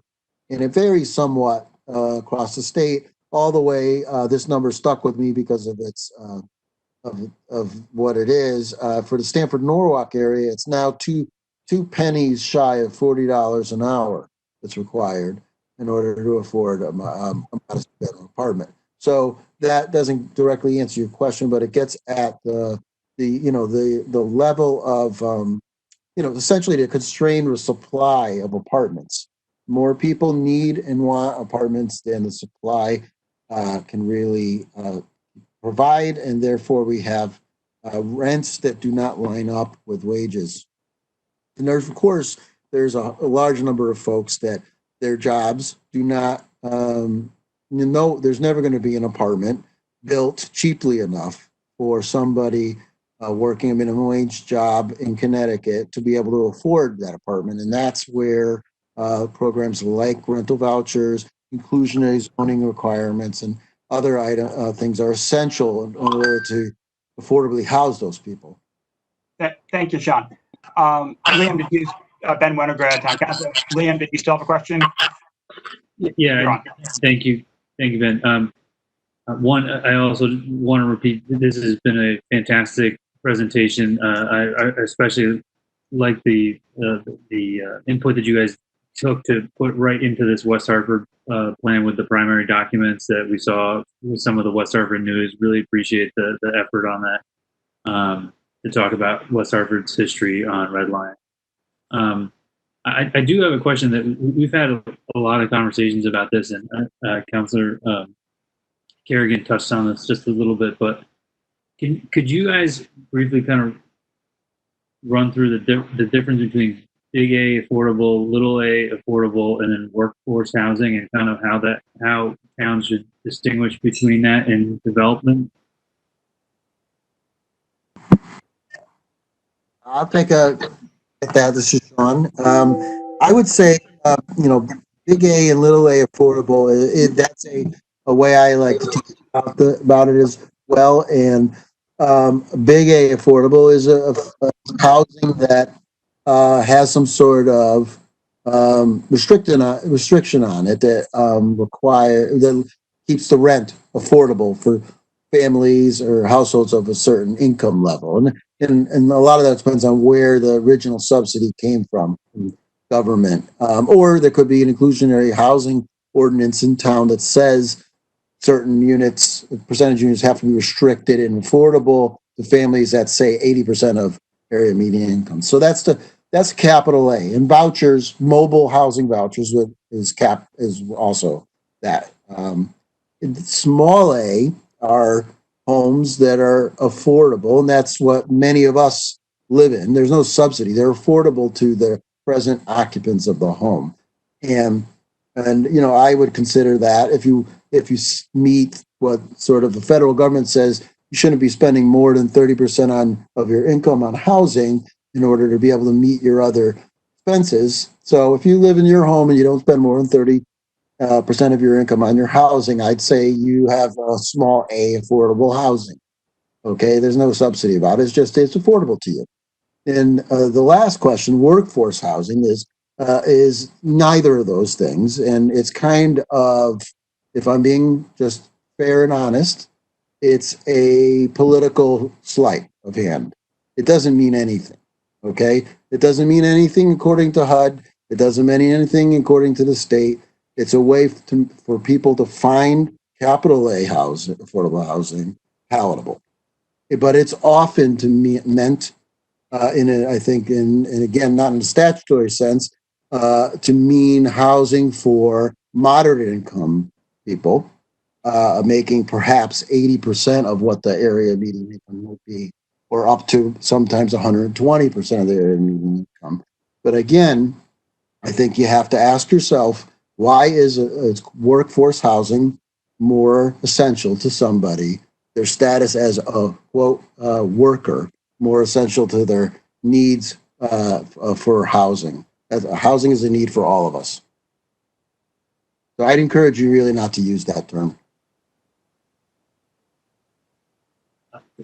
I just want to say thank you for that, because we've engaged in conversations recently with some developers that have been using that terminology that I think confuses some folks for a lot of reasons to the point that you were making. And I think the other point is just coded language. So really appreciate it. And thank you again for the time that you guys spent putting this together for us.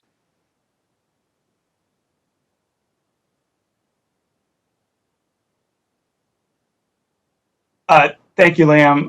Ben Winograd, Town Council. I think it'd be appropriate at this point to turn it back over to Todd. If you could talk about some of the broader ideas of where do we go from here. I think that this would be a good time to at least give that summary and sort of set it up for the next part of this process. And Todd DeMay, Town Planner. I'm not sure if Matt Hart, our Town Manager, wanted to take a stab at that first. But before he does, I could address a little bit older data to the question about affordable. Again, this would just be little a affordable. Back in 2016, when we reviewed this topic with our Town Council, at that time, the area median income, family of four earning 80% of area median income was about $65,700 a year. So that translated into roughly about $1,600 per month on total housing costs. So that's not only rent, but it's other qualifying housing costs as defined by HUD. So just to give Councilor Kerrigan some context and a number, granted it's now 4 years old, to that request, I thought that was important to provide. Matt, let me know if you want to jump in here about next steps, suggested next steps, or if you'd like me to continue. And actually, let me just cut you off for 1 second. Lee, the promises 2 quick questions. I never trusted an attorney for that, but you can give it a shot. Thank you, Ben. I do promise it will be 2 quick questions, and through you to, I guess, whoever wants to address it. I just wanted to talk about the economics real quick. We're kind of circling around ADUs and DADUs. For the properties themselves, does the ADU add, what if anything does the ADA or DADU add to the home's value? And does adding these types of additional dwelling units increase the property taxes? Those are really the 2 questions I had. And let me just, before I believe that's something that will probably be answered at our next session when we'll have our assessor coming in and talking about that. So I think that might be more appropriate for him, if you don't mind. No problem, as long as it's out there. Thank you. All right. Todd, did you want Ben, this is Todd DeMay, Town Planner, through you to Councilor Gold. That was a piece of information that was requested, I think, by Councilor Williams at our last meeting, and we're looking for some local research and data to kind of verify that number. But what I can tell you from other communities that have more experience, mostly on the West Coast of the United States, with production of ADU units, what you see there is it does add value and does increase tax revenue off a parcel that has one of those units. They're typically added assessed value based on that unit. But we do not have a great supply of ADUs as a whole in Connecticut, although many communities do permit them. So I've asked our town assessor to provide any local data he has and reach out to his colleagues throughout the state so we see if we could provide the council some more detailed information around that specific request. Great. Thank you, Todd, and thank you, Lee, for the question. And again, it's Ben Winograd. And Matt, would you like to jump in now when I really interrupted you? Oh, thank you, Councilor Winograd. Matt Hart, Town Manager. With respect to next steps, what we would recommend are three steps in particular. One is to continue our discussion on accessory dwelling units and take that to the legislation drafting phase. I think that's where we are. We need to prepare some legislation, get it before you, and respond to the questions that you've already raised. Second item, and this is coming out of our plan of conservation development, a strong recommendation that we conduct a housing needs assessment. Let's assess our needs as a community and what needs are being met, what types of gaps we might have, etc. And that assessment would help inform our work in a very significant way to prepare an affordable housing plan. And that plan is required by the state, as was discussed earlier during tonight's presentation, and is due on July of 2022. And I think as part of this work, we would look to identify the various exclusionary elements within our existing zoning regulations. So I think those are all, that's part and parcel of the discussion here, particularly when we go to conduct that assessment. So through you, Councilor Winograd, I'd like to ask Mr. Dumais, maybe he can elaborate just briefly on those three main steps that I just outlined. Yes, Ben Winograd, thank you, Mr. Hart, and Todd, please let us know. Sure. Thank you, Councilor Winograd. Just to address Matt's comment, I think he covered the three suggested next steps. Continue with the ADU discussion with a piece of draft zoning ordinance. Take a deeper dive into the housing needs assessment. You know, in the past, we've talked about elements of things that would be included in housing need assessment with past councils and subcommittees, particularly the CPPS, but it was never a true housing needs assessment. We looked at some existing data, but it did not really do a deep dive into the data and look at issues and solutions about the quantity and types of housing that is needed by our current or future residents here in the town and the region.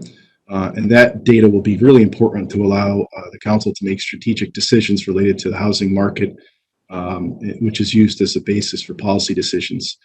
Also, one thing I'd like to add, housing needs assessments are typically used by communities that are interested in attracting and encouraging residential development and investment activity. So there's another component to those that is equally important that many communities find useful. And lastly, I think Matt touched on the other thing, is that will allow us to help prepare our affordable housing plan. One of the things, if I could, Councilor Winograd, is just point to some of the things that West Hartford does right and does well. And based on the presentation you just heard, we have 19 out of our 29 zones, I might be off by one or two, that permit either multifamily housing or mixed-use housing, which includes multifamily housing. In all of those zones, it's permitted as of right, meaning it doesn't need to go to our Planning and Zoning Commission for a special use permit or a town council for a special development district. If you can meet all of the underlying standards, we permit that type of as of right multifamily housing in 19 out of our 29 zoning districts. However, that's only about 8% of the total area of town if you take it in aggregate, versus the roughly 45% of the area that we have used, not zoned, but used a single family in town. We do have, believe it or not, we often talk about parking, but when we look at our housing parking standards, we require essentially 1.5 units for 1.5 spaces per dwelling unit for multifamily housing. Now, if you look on average across the state, that's probably lower than most communities require, because many communities require a parking count based on bedroom count, i.e. more bedrooms, more parking spaces. We kind of have a median approach. It can be high in certain instances. It can be lower than is required. And I just wanted to point out those two items because I felt it's important for the council to know, and our Planning and Zoning Commission, we do a lot of things that other communities don't do or don't allow in the state. And that has allowed the production of a lot of housing as of right. Think of the condominium developments that have recently under constructed and occupied on Farmington Avenue, both east and west of the center. There has been West Hartford Housing Authority project on New Park Avenue that produced over 50 units. Many of those are big A affordable. That was completely site plan review as of right development.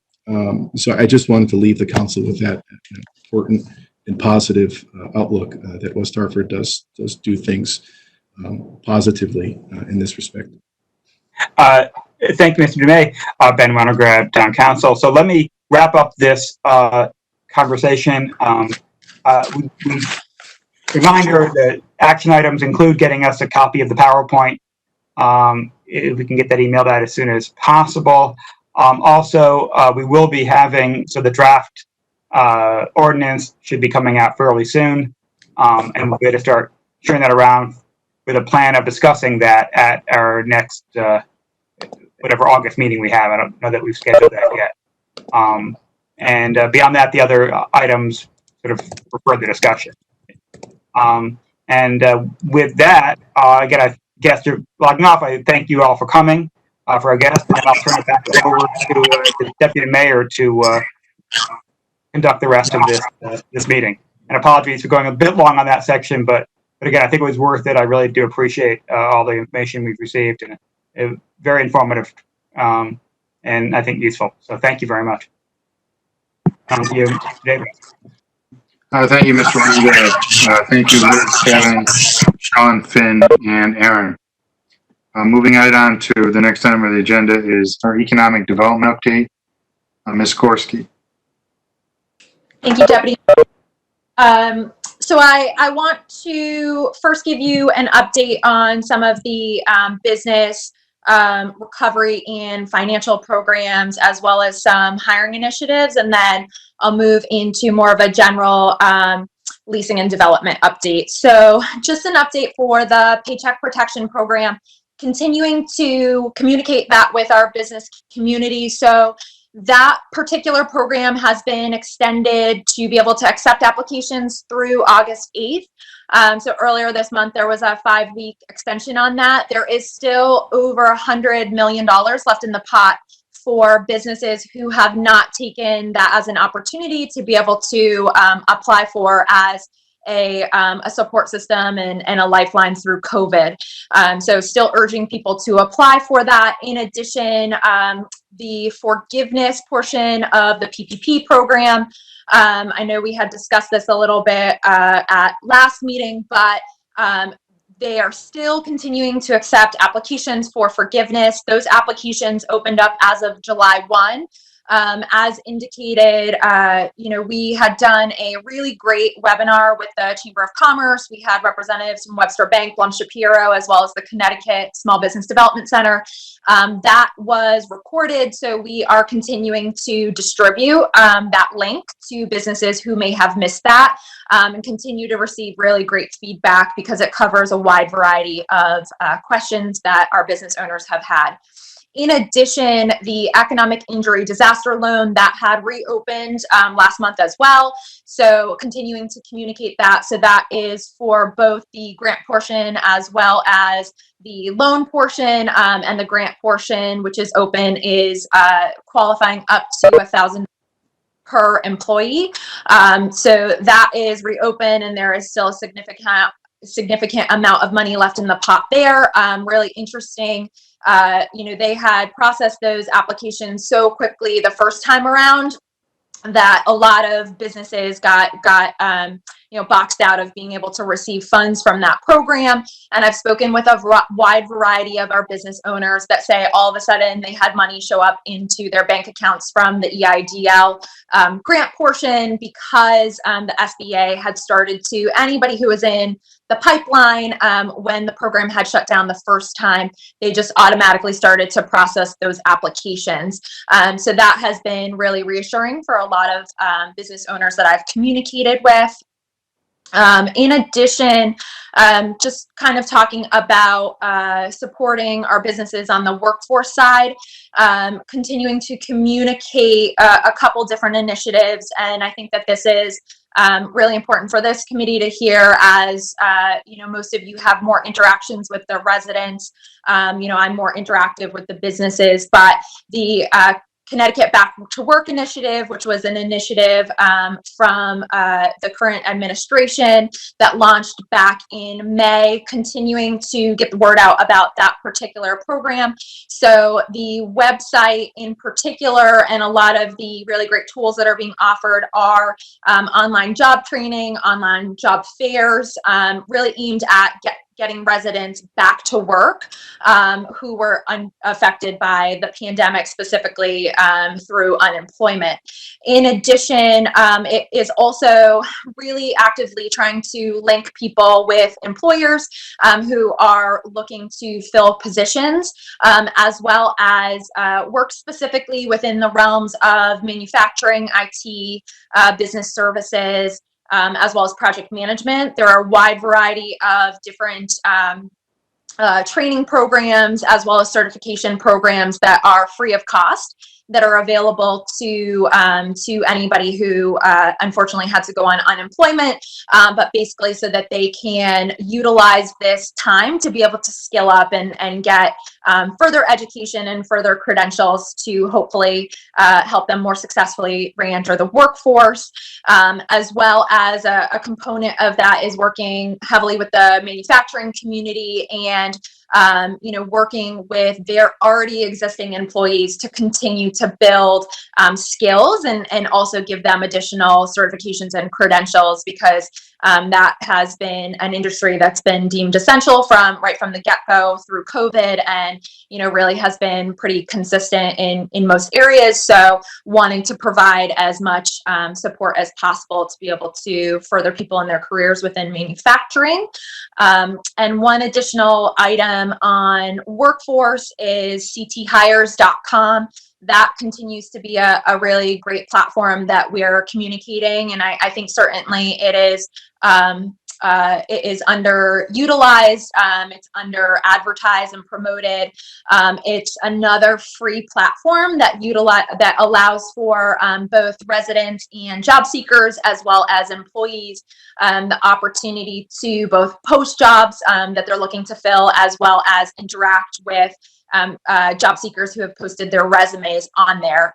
In addition, there is a resume builder where that site will help you be able to build a resume if you're in need of that, as well as it provides a variety of different platforms for job coaching and essentially helping you as best as possible just to be able to get a job and re-enter the workforce. I'd be happy to I take any questions on any of the workforce before moving on, unless I should just move on to the leasing and development. Any questions for Ms. Gorski about anything yet? Seeing none, go ahead, Kristen. Okay, great. Thank you, Deputy Mayor.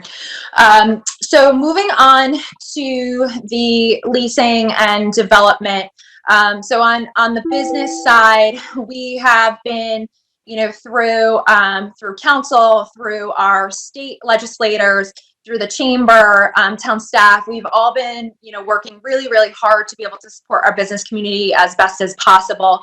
And I typically like to be incredibly positive and really report on most positive things within my reports. But I thought that given, the scope of this committee, as well as what's going on right now, it was appropriate just to touch upon the fact that we are starting to see a lot of vacancies pop up. It's really unfortunate, but it's realistic. I think that, we're starting to see that people are, successful in an office environment. People are being successful working from home, and they've transitioned very quickly. So, I think a lot of office leases, as they have come up for release, people are second guessing by either downsizing those locations or perhaps, altogether shifting from a work from home mode.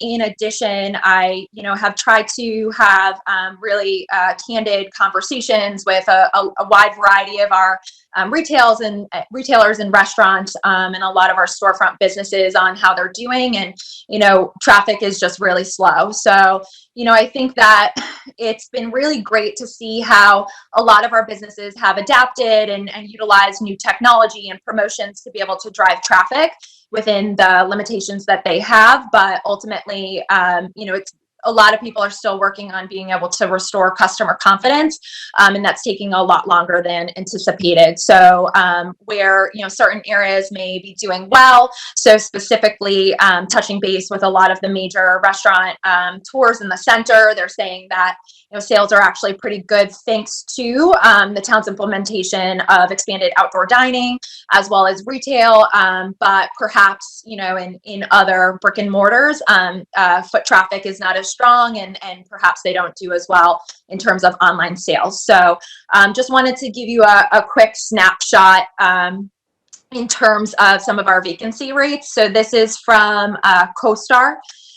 So for retail in Q1 of 2020, we were at a 4.4% vacancy rate. Right now going midway through Q3, we are at 6.5%. Industrial in Q1, we were at 4.3. Right now, it's only a small increase. And in Q3, we're currently at 4.5%. And then how they report the office vacancy market is based on the level of office. So 4 to 5 star, which is kind of our Class A office space, we actually have held steady. So that is 10.9 for both Q1 and Q3. Our 3-star market, we are currently at a 7.4% vacancy rate. At Q1, we were at 6.7. And then any other office that we see within West Hartford, Q1, we're at 6%. Currently, we're at 6.9%. So I pulled that. I apologize that I don't have any reports to share. I pulled that data off of CoStar today. I'd be more than happy to get the council any of the reports to pull off of that so you can see further analytics and data. So, I think that as it pertains to some of that, not so great news, as we worked very, very hard in order to really drive down that vacancy rate over the last couple of years. Actively working with our partners at the Metro Hartford Alliance, as well as Advanced CT, DECD, just to talk about any sort of initiatives that they have going on in terms of attracting, recruiting, placement, talking about any leads that they're working with beyond just our group that we're working with here in routinely in West Hartford. They really have their finger on the pulse outside of the state of Connecticut, doing active recruitment from Boston, New York, as well as Chicago. So just keeping up to date in terms of everything that those really strong partners are working on, and just to make sure that West Hartford, we have a seat at the table when it comes to hopefully being able to continue to attract and fill any of those vacancies that may pop up. With all that being said, I do want to report, kind of the last segment of my report is I really want to be able to report on, we do have some good news. So, I think within the last 3 to 4 weeks, we've seen a lot of leasing activity start to come back. So a lot of items that had been on hold due to the pandemic, a lot of those conversations have started up again. In addition, a lot of people who are, wanting to be able to grow and expand their particular businesses and grow and expand into West Hartford. So an update on some leasing activity in Blueback Square, currently being built out in the former Ooh La La space. Ooh La La, a couple months ago, had relocated over across from Cheesecake, Aria Nail and Spa. So that is a new business for us. Ari's Closet, it's a pop-up, a upscale consignment pop-up. They will be doing a pop-up from July 25th to July 31st. So I think that this is a really great way for Blueback to be able to drive additional traffic at this point in time. So really excited for that. I know that there had been an announcement on Place to Be recently. So just as a clarification, they are currently working towards a lease. A lease has not been signed. However, my understanding is that Starwood's just waiting to get a executed signed lease back. So we anticipate that that will move through. So that is really great news for Blueback. Over in West Hartford Center on LaSalle, in 65 LaSalle, Bowler Engineering. They recently signed a lease. They anticipate opening in October. So that will be a relocation of that business from Rocky Hill. So really excited about that. Been working with them to try and find a space for well over a year now. So that's really exciting. Good Cause Gifts, which is the social enterprise of and retail shop for Futures Incorporated. They are currently working on building out their location, so they will be splitting the space with Nutmeg Credit Union. Nutmeg actually will take probably the back third of the space, which will front the Farmington Ave parking lot, and then Good Cause Gifts will take about 2/3 of the front space. So that will be great to add a retailer. Westfield Bank is plugging along. They anticipate opening hopefully next month, maybe early September, but they're very actively they've very actively maintained construction throughout the last couple of months, so getting very, very close. Mecca, if they're not opened yet, they should be open any day. Their goal was to open sometime mid-July.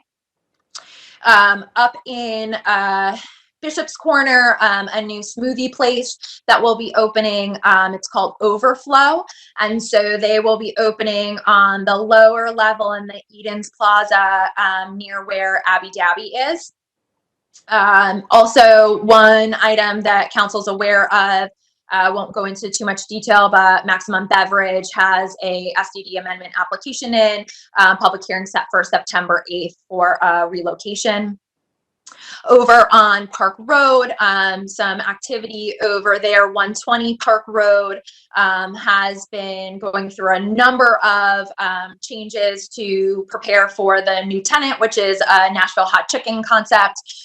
So they've been very actively, moving along. There's a lot of significant updates and improvements to that particular property.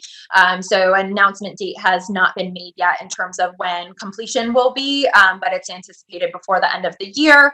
OG Salon that had been located on LaSalle Road for a very long time, they relocated to Park Road. So they are right over close to the Oakwood intersection. Infinite Beauty Bar, they are a salon. They currently just opened in a new space at 206 Park Road, which is also a really great property. If anybody hasn't been by there recently, it's an investment property that has had a number of significant improvements and renovations, and that property is really looking great. But there had been a faux place in there for a very long time. They had closed, and Infinite Beauty Bar had previously been located on Park Road up the street. They were growing and expanding, so they ended up growing and expanding into another space on Park Road. So that's really great news. So they're open at 206 Park.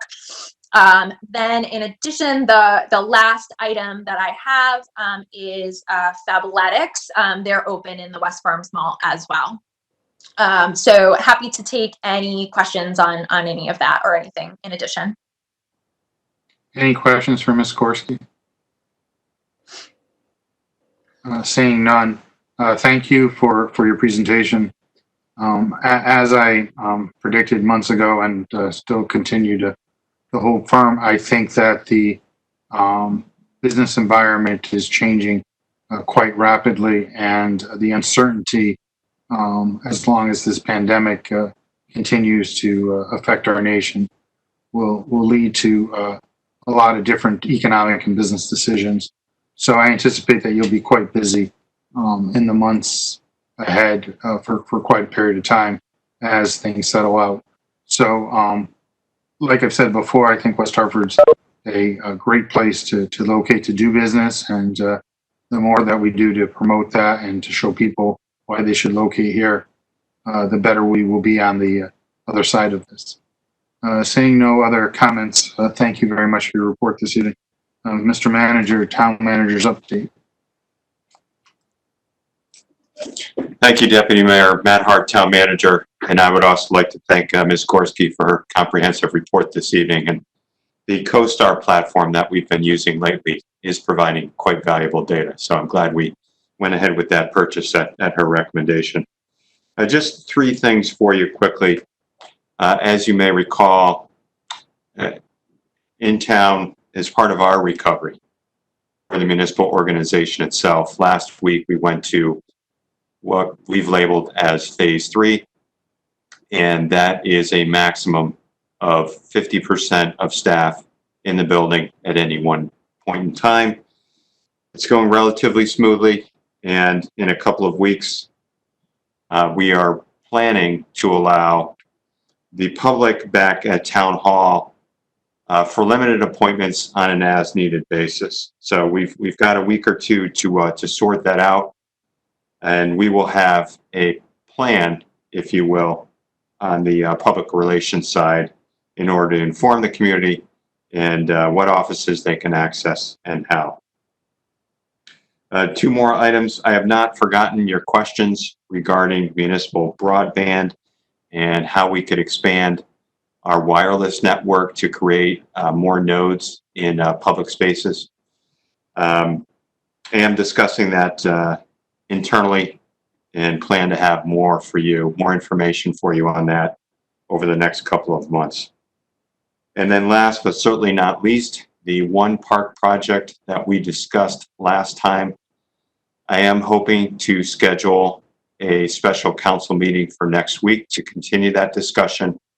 And tomorrow we'll look to poll you on some proposed dates to check your availability. That completes my short report tonight. Deputy Mayor, happy to take any questions council members may have. Any questions for the manager? Seeing none, thank you, Mr. Manager. Just note that everyone should have received the minutes of the meeting of 6/29. If there's any corrections or additions, let us know. If not, we'll just move on and accept them. Does anyone have any items that they would like to discuss at a future meeting that we haven't put on the agenda? And if you can't think of any right now, that's fine. You can always email myself or the manager and we can get it on for the next special advisory committee meeting. So I appreciate everyone's time this evening. It was a good presentation on the housing component here in town, so that was quite helpful. I appreciate everyone's participation. The health district update I thought was quite helpful. Our economic development update is helpful as well. This is a very unique experience serving like this and meeting like this. And I thank you all for your time and for your patience and for your willingness to listen and to contribute. We definitely are making a difference in the lives of our residents. So thank you for being engaged. I really appreciate it. And with that said, I'll consider us adjourned. Thank you. Have a good evening. Thank you.